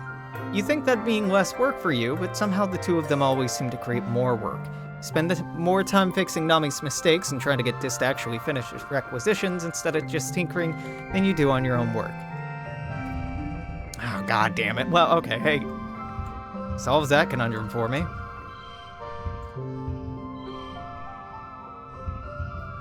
$55 good enough for you, mon frere? I don't need the boost to engineering. I don't know why I did that. But we got 2 creativity. This year's Vertumnalia is ushered in with a big military band, horns, drums, supplemented by recordings of parade music from Earth. Governor Lum strums out a command on a giant red carpet and ascends the stage to raucous applause. Thank you, everyone. He calls out over the den. Look at you. Look at this colony. Truly, finally united. All it took was a common enemy, he declares. I look at you beautiful people, you strong people, you good human people, and I see a fire in your eyes. I see courage in your hearts. I see a colony that's ready to win. I see a colony that's here to stay, Vertumna. Do you hear me? He raises his arms and roars. Do you hear me, Vertumna? We humans aren't gonna hide anymore. Lum gestures for security Chief Rhett to join him on stage, then continues. The original fugitive colonists got it wrong. In Roman mythology, Vertumnus was the god of cultivation, not of chaotic, rampant growth. He clenches his hand into a fist. For we need to clear a field before we can plow it. Vertumna won't be a safe place for humans' life until alien lives are eradicated. He crosses his arms. Rhett crosses his arms and nods in agreement. Maybe there's more to this plan than Lum is letting on. Lum descends from the stage and does a receiving line of handshakes and fist bumps. The vacuum left by his presence, Chief Administrator Seek takes the podium and clears their throat. I want to announce that this will be the last year these festivals contests will be held. What? A sound of protest rises from the crowd, and near the front, Lum just shrugs theatrically and mouths, not my fault. Seek looks down at him pointedly, then continues. This war will use our colony resources at a tremendous rate, including the most valuable, time. Lum takes the stage again and soothes the crowd. I do have some good news. Starting today, the colony is going to be granting requests from people who want to have children. A happy murmur burbles through the crowd. Yes, that's right. It's time to get a start on the next generation of Vertumnans and secure a future for our children. He pumps his fist in the air. Humans, humans, humans. Anyway, about this war on nature, I think it's stupid, Cal says immediately. I know survival is important, but we don't have to kill things to survive here. Mars rolls her eyes. Of course you think that, she mutters. Personally, I think Lum's a total nullhead. He's not that much older than me. What is he, like 24 and everyone listens to him? You should listen to me instead, she says, flipping her hair over her shoulder. Finally, you're all called to participate in the games. The last ones. Maybe forever. If this war on nature ever ends, you'll probably be an adult. As your friends all separate into their usual games, you realize that this may be the last time you just get to be kids. What do you choose? Combat, Xeno wrangling. Crowd goes silent as the ranchers bring out the most dangerous animals the game has ever seen. A fully grown manticore. It roars and thrashes its mane, stalking around in a circle on the lead hammered into the ground. It's got a muzzle on, Vase complains. I bet its claws are filed down. Chief Rhett, this isn't a challenge. On the sidelines, Rhett shrugs and spreads his hands. Vase and them go before you. Vase is an accomplished wrangler, manages to wrestle it to the ground easily by mounting it, looping a rope behind its joints of its claws, pulling them behind the manticore's back. Nem manages to do the same thing, but it's a struggle. She limps out of the ring like a wrench with a wrenched shoulder as the wranglers free the manticore again. It snaps its claws and grins hungrily. It's your turn.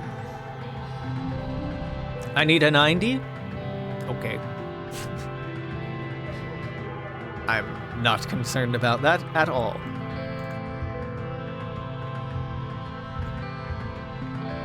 I can do 90. I can do 90. Easy, baby. Easy.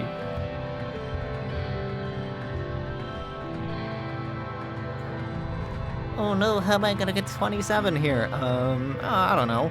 1, a 2, a 3, a 4, a 5? How's that, motherfucker? 67 was possible with that hand. That's crazy. That's crazy, dude. This is a wild freaking manticore. One of the most dangerous beasts on Vertumna. Something that could never be tamed. They want you to wrestle it? No problem. You're offered your choice of implement. You choose an electrified baton, and it's a good thing you do. Manticore swipes at you, fatigued, but still ferocious. You give it a few jolts. When it begins to show fear, you come in close, deliver a few more to its soft underbelly. It roars in pain and confusion. The crowd roars in bloodthirst as you force the manticore into submission, especially the Helios. You aren't sure if they were rooting for you or the manticore. After the festivities, everyone's supposed to take a few days vacation. You and your friends relax, but the adults are moving around the colony like ants in a hive, fortifying walls, preparing for the human offensive against the planet. Yay.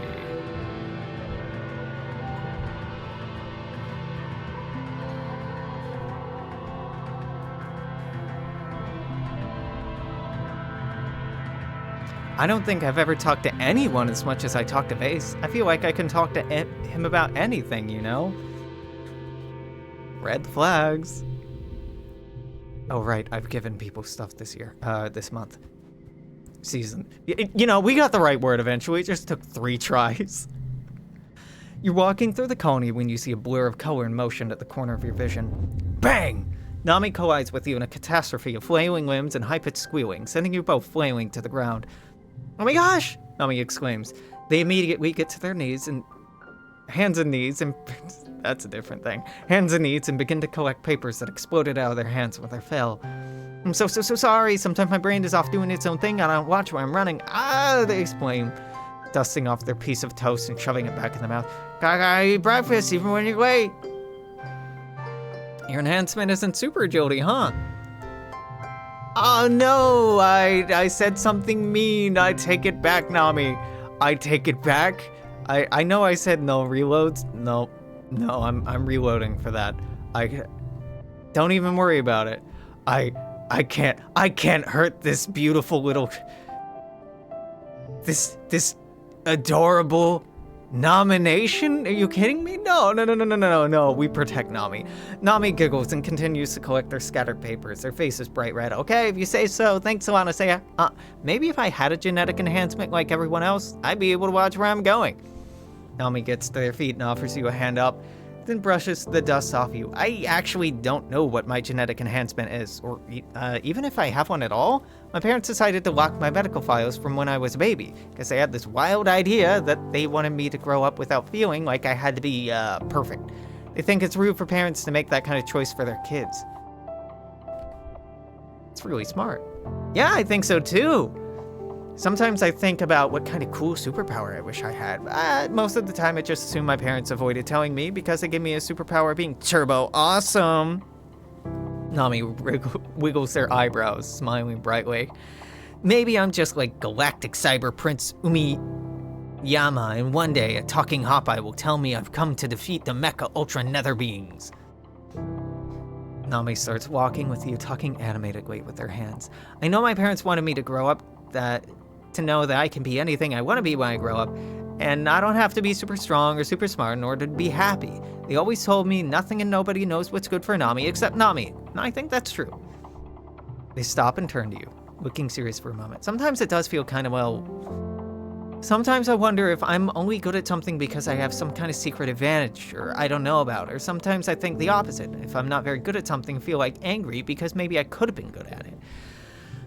It was really bad on Helio because everybody's really good at something. Usually things like marching and shooting stuff. I thought maybe it'd be different here where people are good with all kinds of skills, but no matter what I try, someone's already way better at it, so I feel like I just suck at everything. Everyone sucks at first. It's the first step to being kinda good at something, Nami says brightly. That's just from a show I used to watch, and I guess I don't suck at everything. I'm really good at laser fable. Pew pew! Yeah, you are.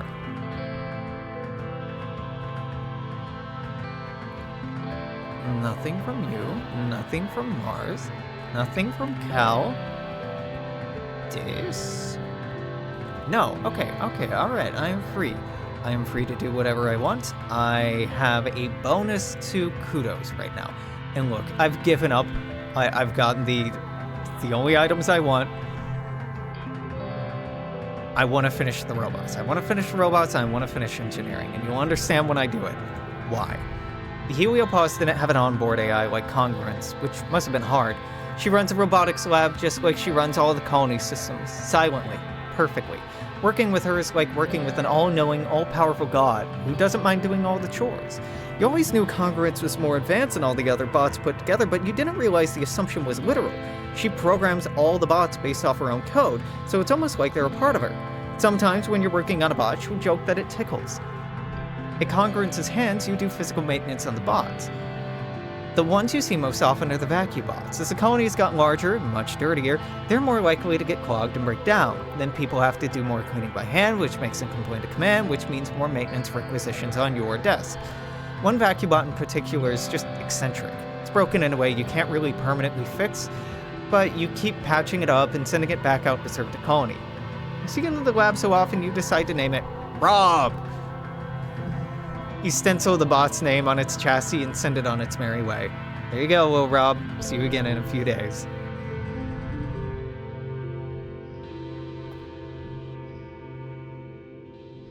Eight, 6, 6, 5, 4. A mere 62.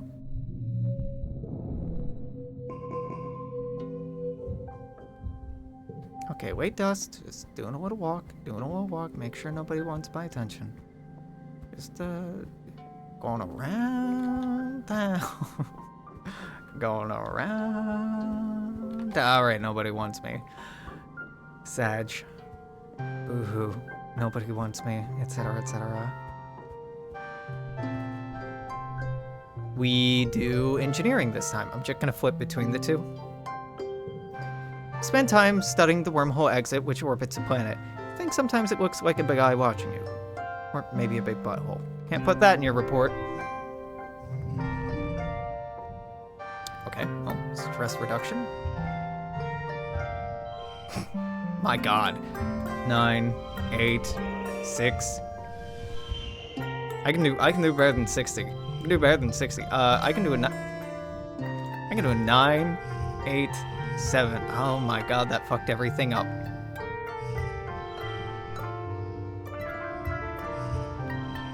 That's fine. That's fine. That's fine. 65 is fine. And 65 was the highest. Nice. I knew it. Of course that was the best. Of course I mapped that out ahead of time. I'm just that good. You don't want anything. You are over here. And do want something, but first... The Helio was a good place to grow up, Ray says thoughtfully. Children need discipline and routine. Even iconoclasts need to be integrated into society first. Otherwise, we're just a bunch of free radicals spreading like cancer everywhere we go. No limit to what a group of discipline-focused humans can do. We can take on anything if we work together. No, the enemy. Something's off with Nim today. You can just tell from watching her train that she's moving more slowly and seems distracted. Every so often she breaks form to stare at Vase, who's working with a group of trainees on the other side of the garrison. Her unit leader singles her out and chastises her, gesturing for her to take a break and get her head on straight. Nem scowls as she slinks over to the rest area, which is where you hand her a water bottle. Hey you, she says, shooting you a little flicker of a smile as she takes a drink. What's up? Vase isn't talking to me, she replies, sighing heavily as she recaps her water bottle. It's been 2 days and he just acts like I'm not even here. I tried talking to him, he just says he needs time to think. We got into it about how much time you and I spend together. He thinks you like me, and I told him it's not like that, we're just friends, but... Nem exhales noisily and scrubs her heel of her palm into her eyes. Maybe the point is you're so alike. If I love him, then what's to say I wouldn't feel the same about you? He has a reason not to trust us. He's a scumbag, Nem. Nem whips her head towards you, shocked. What? How could you say that, Solanasea? Yeah, I know how he gets sometimes, but he's still my boyfriend. The way he treats you isn't healthy. What do you mean, Solanasea? Do you like when he accuses you? No, obviously, but what does that have to do with anything? Problem isn't you, it's him.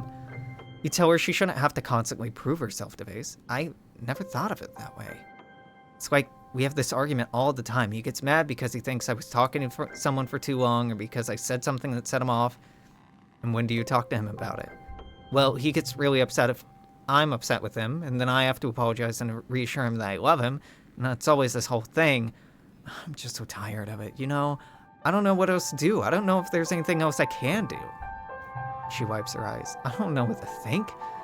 I'll talk to him about it and see what he says. He deserves a chance to explain himself, but her gaze darts back over to Vase. I don't know he'll be able to. She gives you a quick hug. Thank you for talking to me about this, Solanasea. You're my best friend on the whole planet. Oh, hey, Vase. Something you want to talk about? Something you want to talk about, fuckboy? You want to fight? On your way to the garrison, you pass a few soldiers, speaking in hushed tones. They seem to be commiserating over Vase's attitude in training today. Oh boy, you might know what this is about. You spot Vase overseeing a group of soldiers navigating an obstacle course. Pick it up, come on, he snaps. You approach carefully, he acknowledges you with a glance before going back to staring morosely at the trainees. Crawled up your ass. Vase scowls, crosses his arm. Nothing, just a bunch of bullshit. Oh, what bullshit? He smirks and clicks his tongue against his teeth. He's quiet for a bit. Then he broke it off with me. he says, eventually. Told me she didn't think we were a good fit or some shit like that. Maybe you should work on your anger issues. Vase growls at you. I don't have any goddamn anger issues. If anything, this colony's too damn soft. It'd all be in the dirt by now if it weren't for my anger issues. It's not about fighting, Vase. You tell him about how he treats people. Like how, he says. Like how you control them through fear?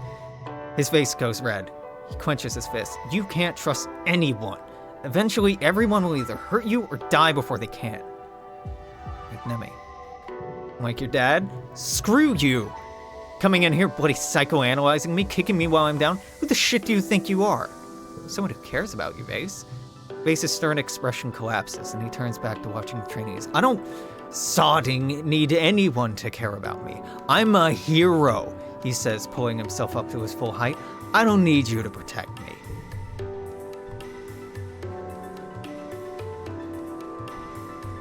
Extremely well adjusted. I got you a present. My guy.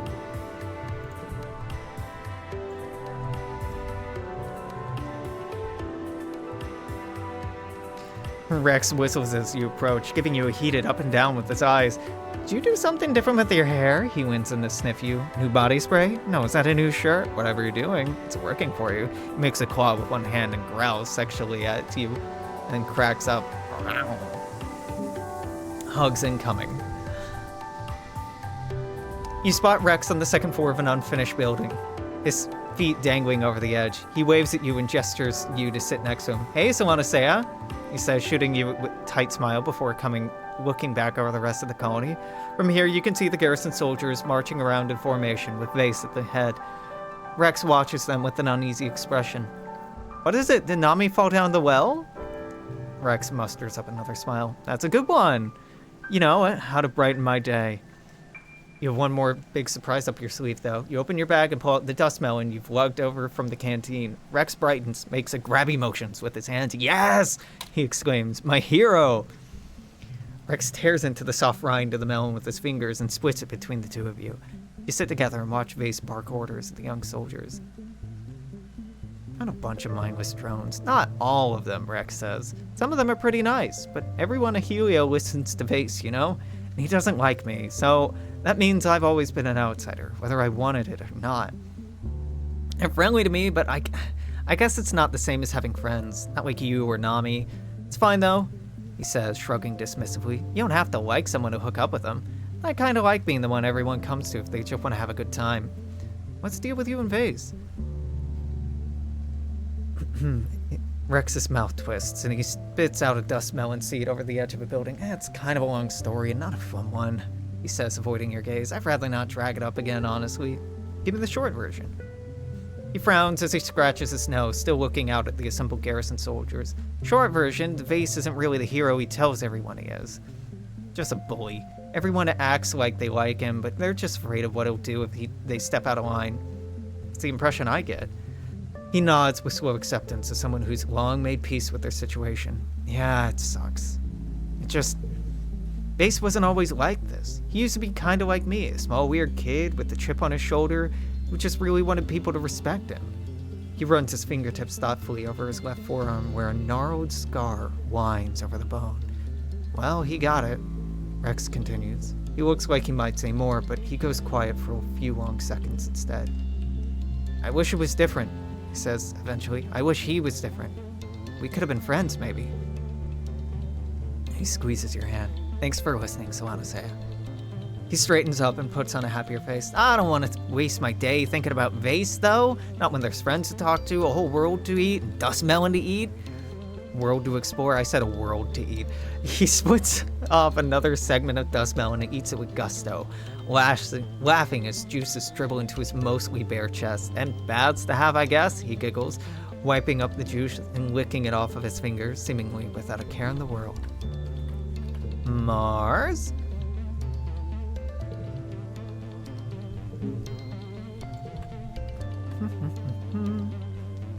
Cal, yes, Cal has something to say. You've been invited to Cal's house for, as he puts it, a real grown-up party. When you arrive, Auntie Tira gives you a warm hug and shows you inside to where Cal set up living area with little twinkling lights and lots of blankets. You both sit down at a table across from Cal, and Tira pours you out a glass of mushroom wine. She leaves the bottle open on the table. You kids finish off the bottle if you like. It's good vintage, one of your dad's first brews, Solana Sea. A little on the strong side, she winks. I'll be out late, Tira says, kissing the top of Cal's head. Holler me if you need anything, but don't you two wait up, okay? Wow, Auntie Tira's cool. Cal smiles as you tuck into dinner. I'm glad you could come, he says. Thought about inviting Rex, but he's like zero chill, you know? Besides, you're one of my best friends in the whole colony. I can't think of anyone else I'd rather be with. Cal puts his fork down and looks at you earnestly. I'm really glad you're my friend, Solana Sea. I'm so proud of everything you've done. Sometimes I think I really love you as a person, you know? He looks down, suddenly shy. Sorry, I know that's a lot. I'm just really grateful for you. You and Cal share a wonderful dinner and polish off the bottle of wine. Afterward, you settle into a big pile of blankets, lie back, and look at the stars through the big skylight in his living room.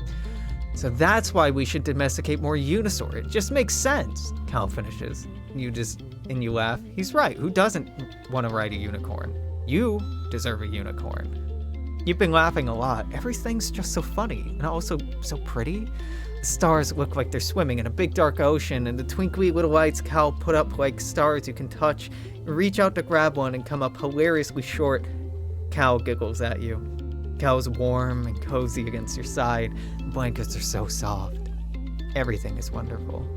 You're struck suddenly by the thought that the only thing that would make this better is if you were kissing Cal. What if you shared your first kiss under the moonlight? Haha, just kidding. Unless... Do you make your move on Cal? Yeah, now's the time. You push yourself up so you're propped up on one elbow, leaning over Cal. He blinks up at you, slow, trusting, not even alarmed when you place your hand gently on his muscular chest. Wow, that feels nice, he says. Everything feels so nice, you know? You do know. You summon the courage to slide your hand up Cal's chest and over his throat, stopping to cradle his jaw. His stubble prickles your palm. Now there's a question in Cal's eyes. What's up, Solana Sea? How do you answer? Tell him that you really want to kiss him. Cal's eyes go wide. Oh, really? He breathes out. His blush surges down his face, almost to his chest. Solana Sea, Cal looks away. A long time ago, I told myself I could never be with anyone. Not after Tammy. After she... He swallows wetly. Sorry. That was a long time ago. Lifetime ago. I was just a dumb kid. Too young to even know what love was. I just feel guilty. He wipes his eyes and looks at the stars. She would have wanted us to be happy, right? You wait in silence while Cal struggles. Eventually, he smiles at you, shaky and weak. You do make me so happy, Solana Sea. You lean in to kiss Cal, and he inhales in surprise before relaxing into it, letting you kiss your fill of him. He tastes like smoke. Cal kisses like he does everything else, sweetly, earnestly, patiently. He runs his thumb over your cheekbone as you pull away to breathe. Wow, he murmurs, you're so pretty, Solana Sea. I'm so happy you like me too. You kiss until you feel your eyes getting heavy. You can't help but yawn into each one. You lie down next to each other. Cal wiggles his arm under your head. He pulls a blanket over both of you, cocooning you in comfort and warmth.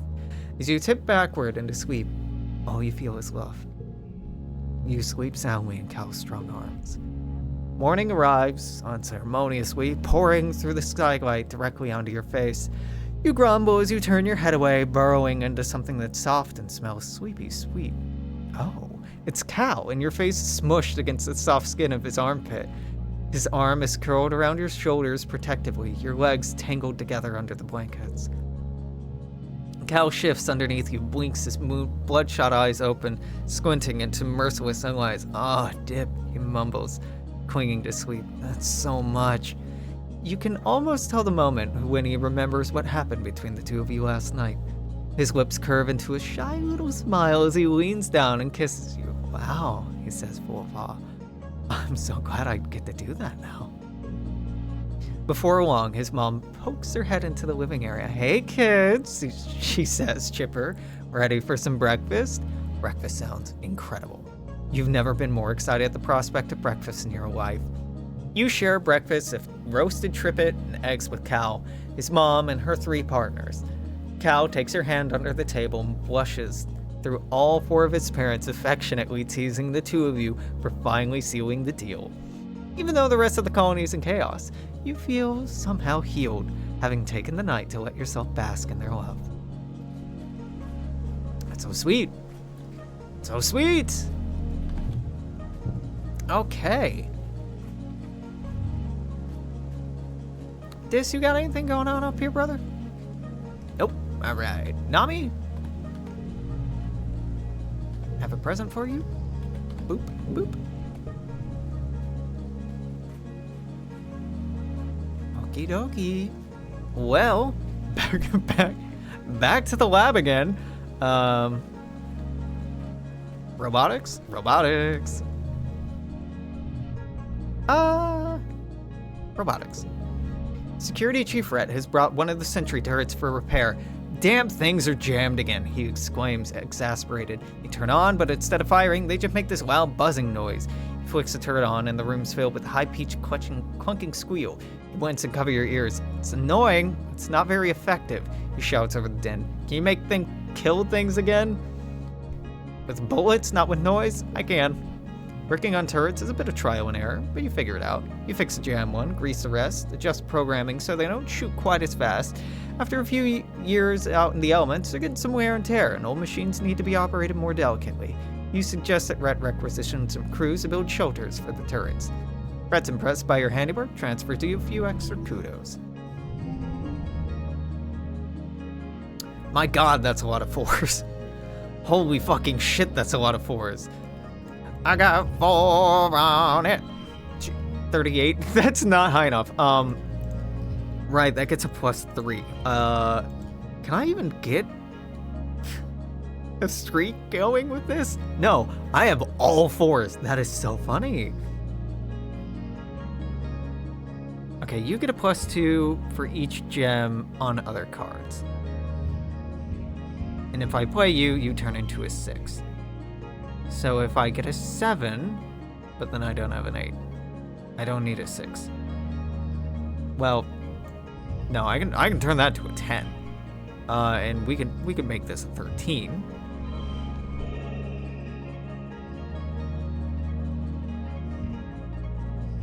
A 57, mayhap. How do you feel about that? Not good enough. 74 was the highest. That's crazy good.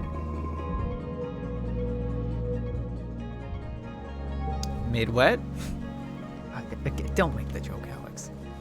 You're better than this. Don't make the joke. Am I better than this? I don't feel better than this. You make it every fucking year, though, about the wet. Yeah, +1 to all social skill increases for 3 months. Should we be making good use of this? Yes, but I'm knocking out some important shit that I really want done, so study engineering. You help Nami with physics and homework this month. They're as hopeless as ever, but they really want to do well in this class. Their dedication is admirable, even if their execution is usually a disaster. 8, 6, 9. LOL. 52 is good enough. Well, no, it's good enough. It's good enough. It's good enough. I don't care. 5 to engineering, 2 to reasoning. It is now birthday. And we take a walk. Make sure nobody wants to talk to us before the season's over. Oh, just checking things out. Just getting a lowdown. And then we go fix more robots. Yep.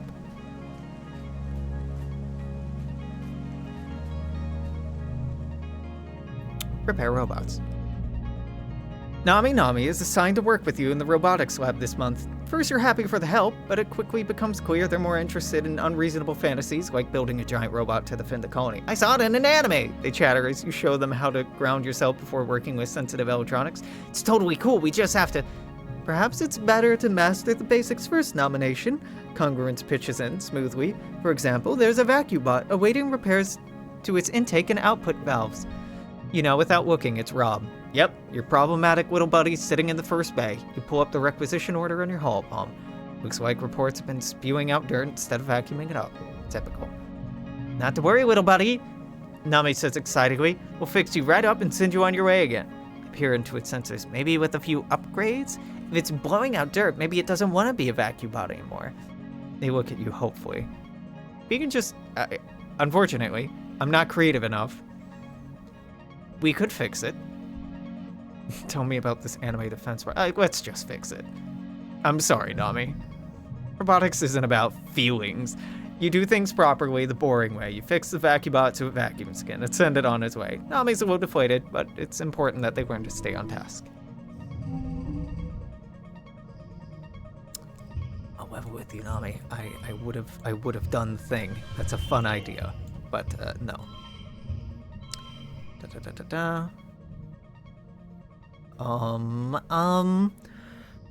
We did a 5 and then a 5. 81? 85, I was close. Okay, it is now glow. I should probably... There's no real purpose to going out during glow. We would get better cards. That's really about it. I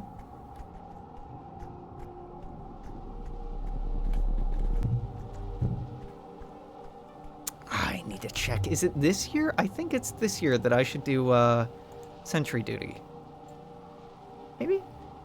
That's the wrong folder, Alex. You do not need to open that right now. I immediately opened a work folder or something that I've been working on. No. No, you want this nerd shit. How old am I? 17? God damn, time is flying. 17 years old. I think... Oh, right. I didn't give out gifts. This glow. I'm in too much of a rush. Hey, fuckboy. If the attack last glow was anything to go on, this one's gonna be a walk in the park. Sure, I'm still trained like everyone else, but...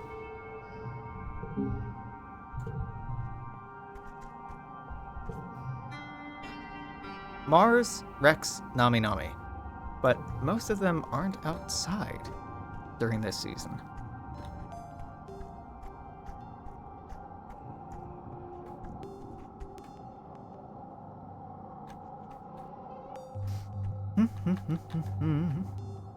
Oh, I could have met someone by now. Well...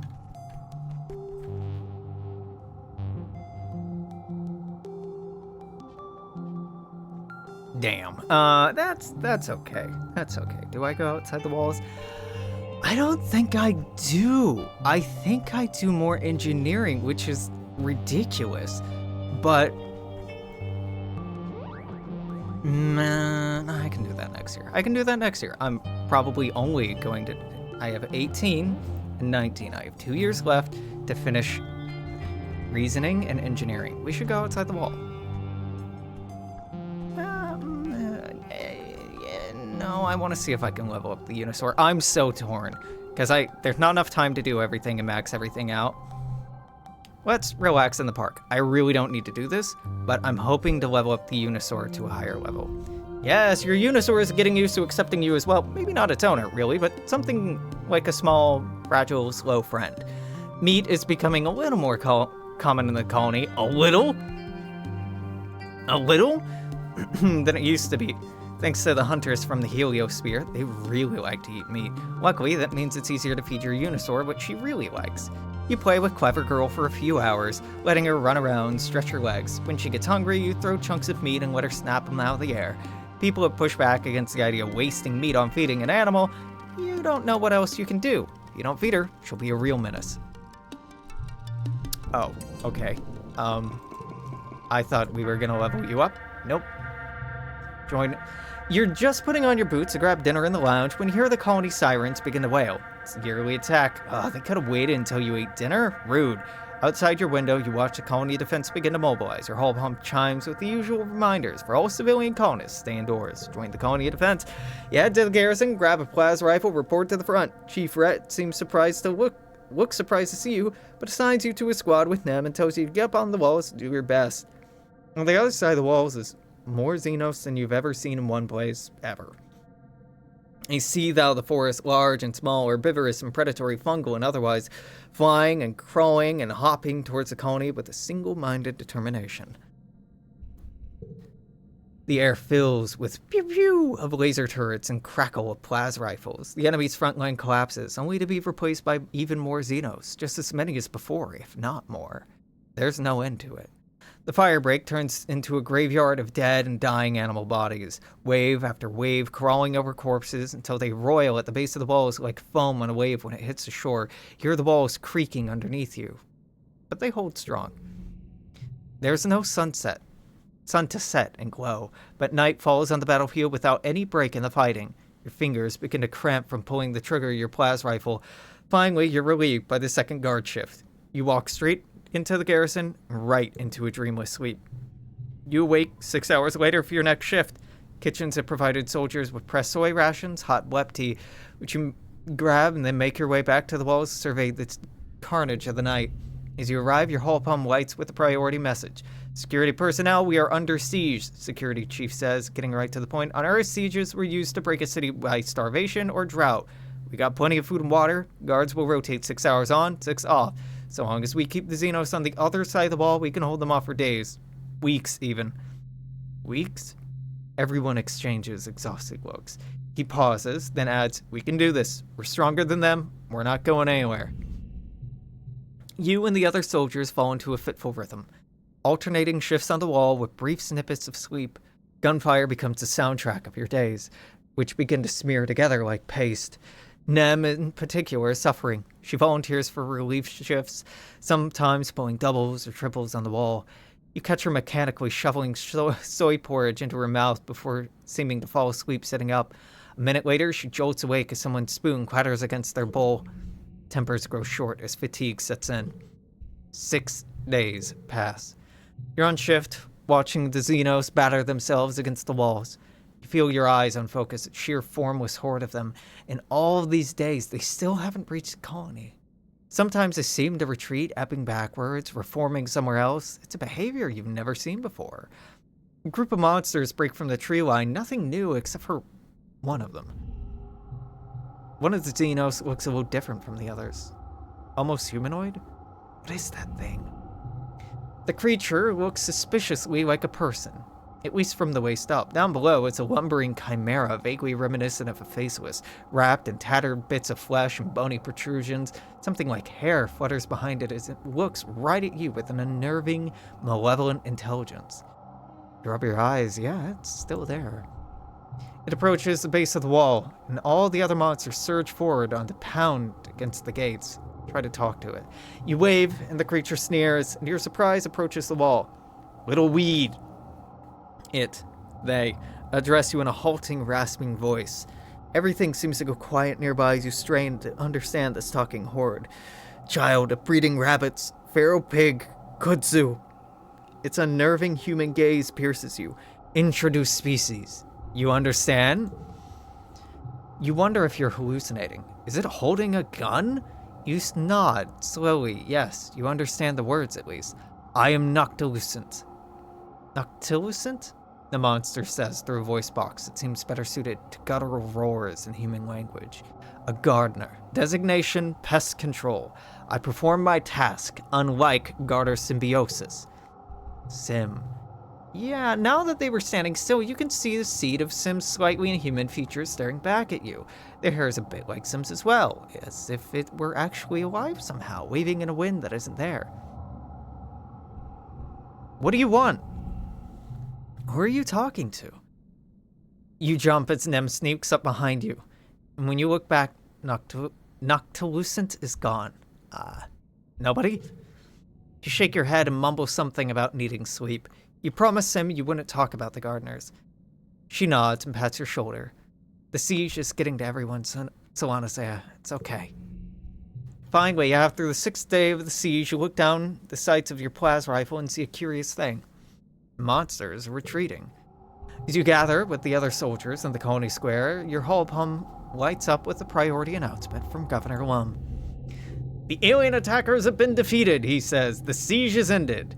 Lum smiles proudly and puffs out his chest. Another year, another win. You're welcome, Fortuna. You're welcome, humanity. You're welcome. You hear? See Chief Rhett nearby, looking livid. What did he do? He ran to his security officers. Race out there like an idiot with his honor guard, defend strategically unsound positions, put himself in danger so we'd have to save his overstuffed ass. Soldiers all shift uncomfortably, but no one disagrees. And when I actually need him, Rhett continues, taking his 12-hour beauty rest while the rest of us slog through endless shifts.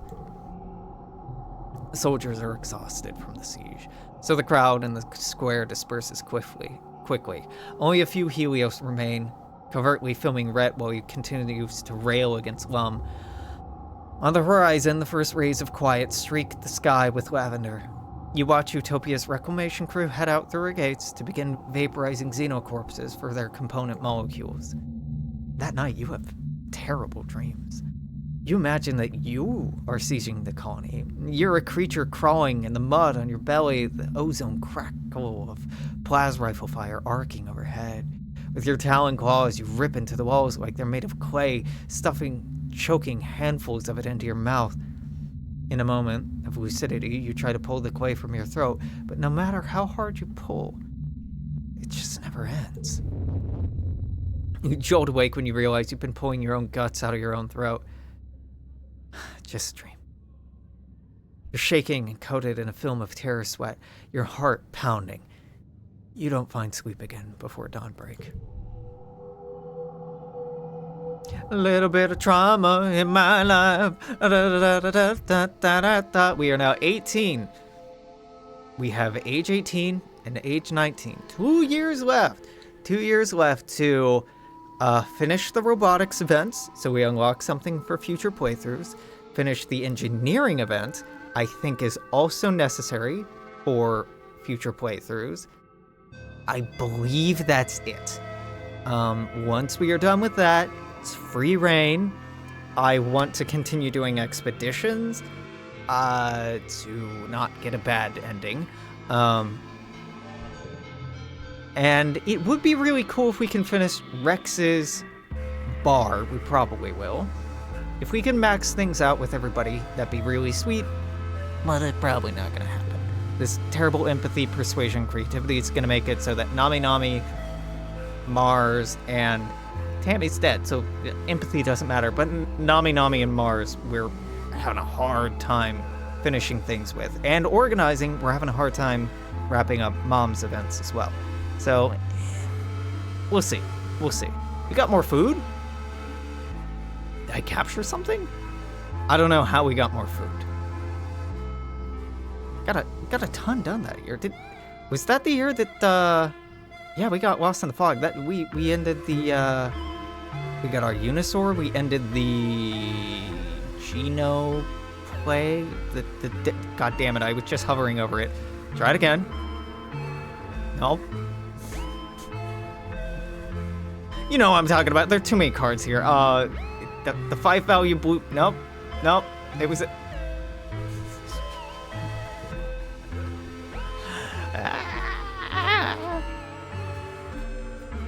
So, I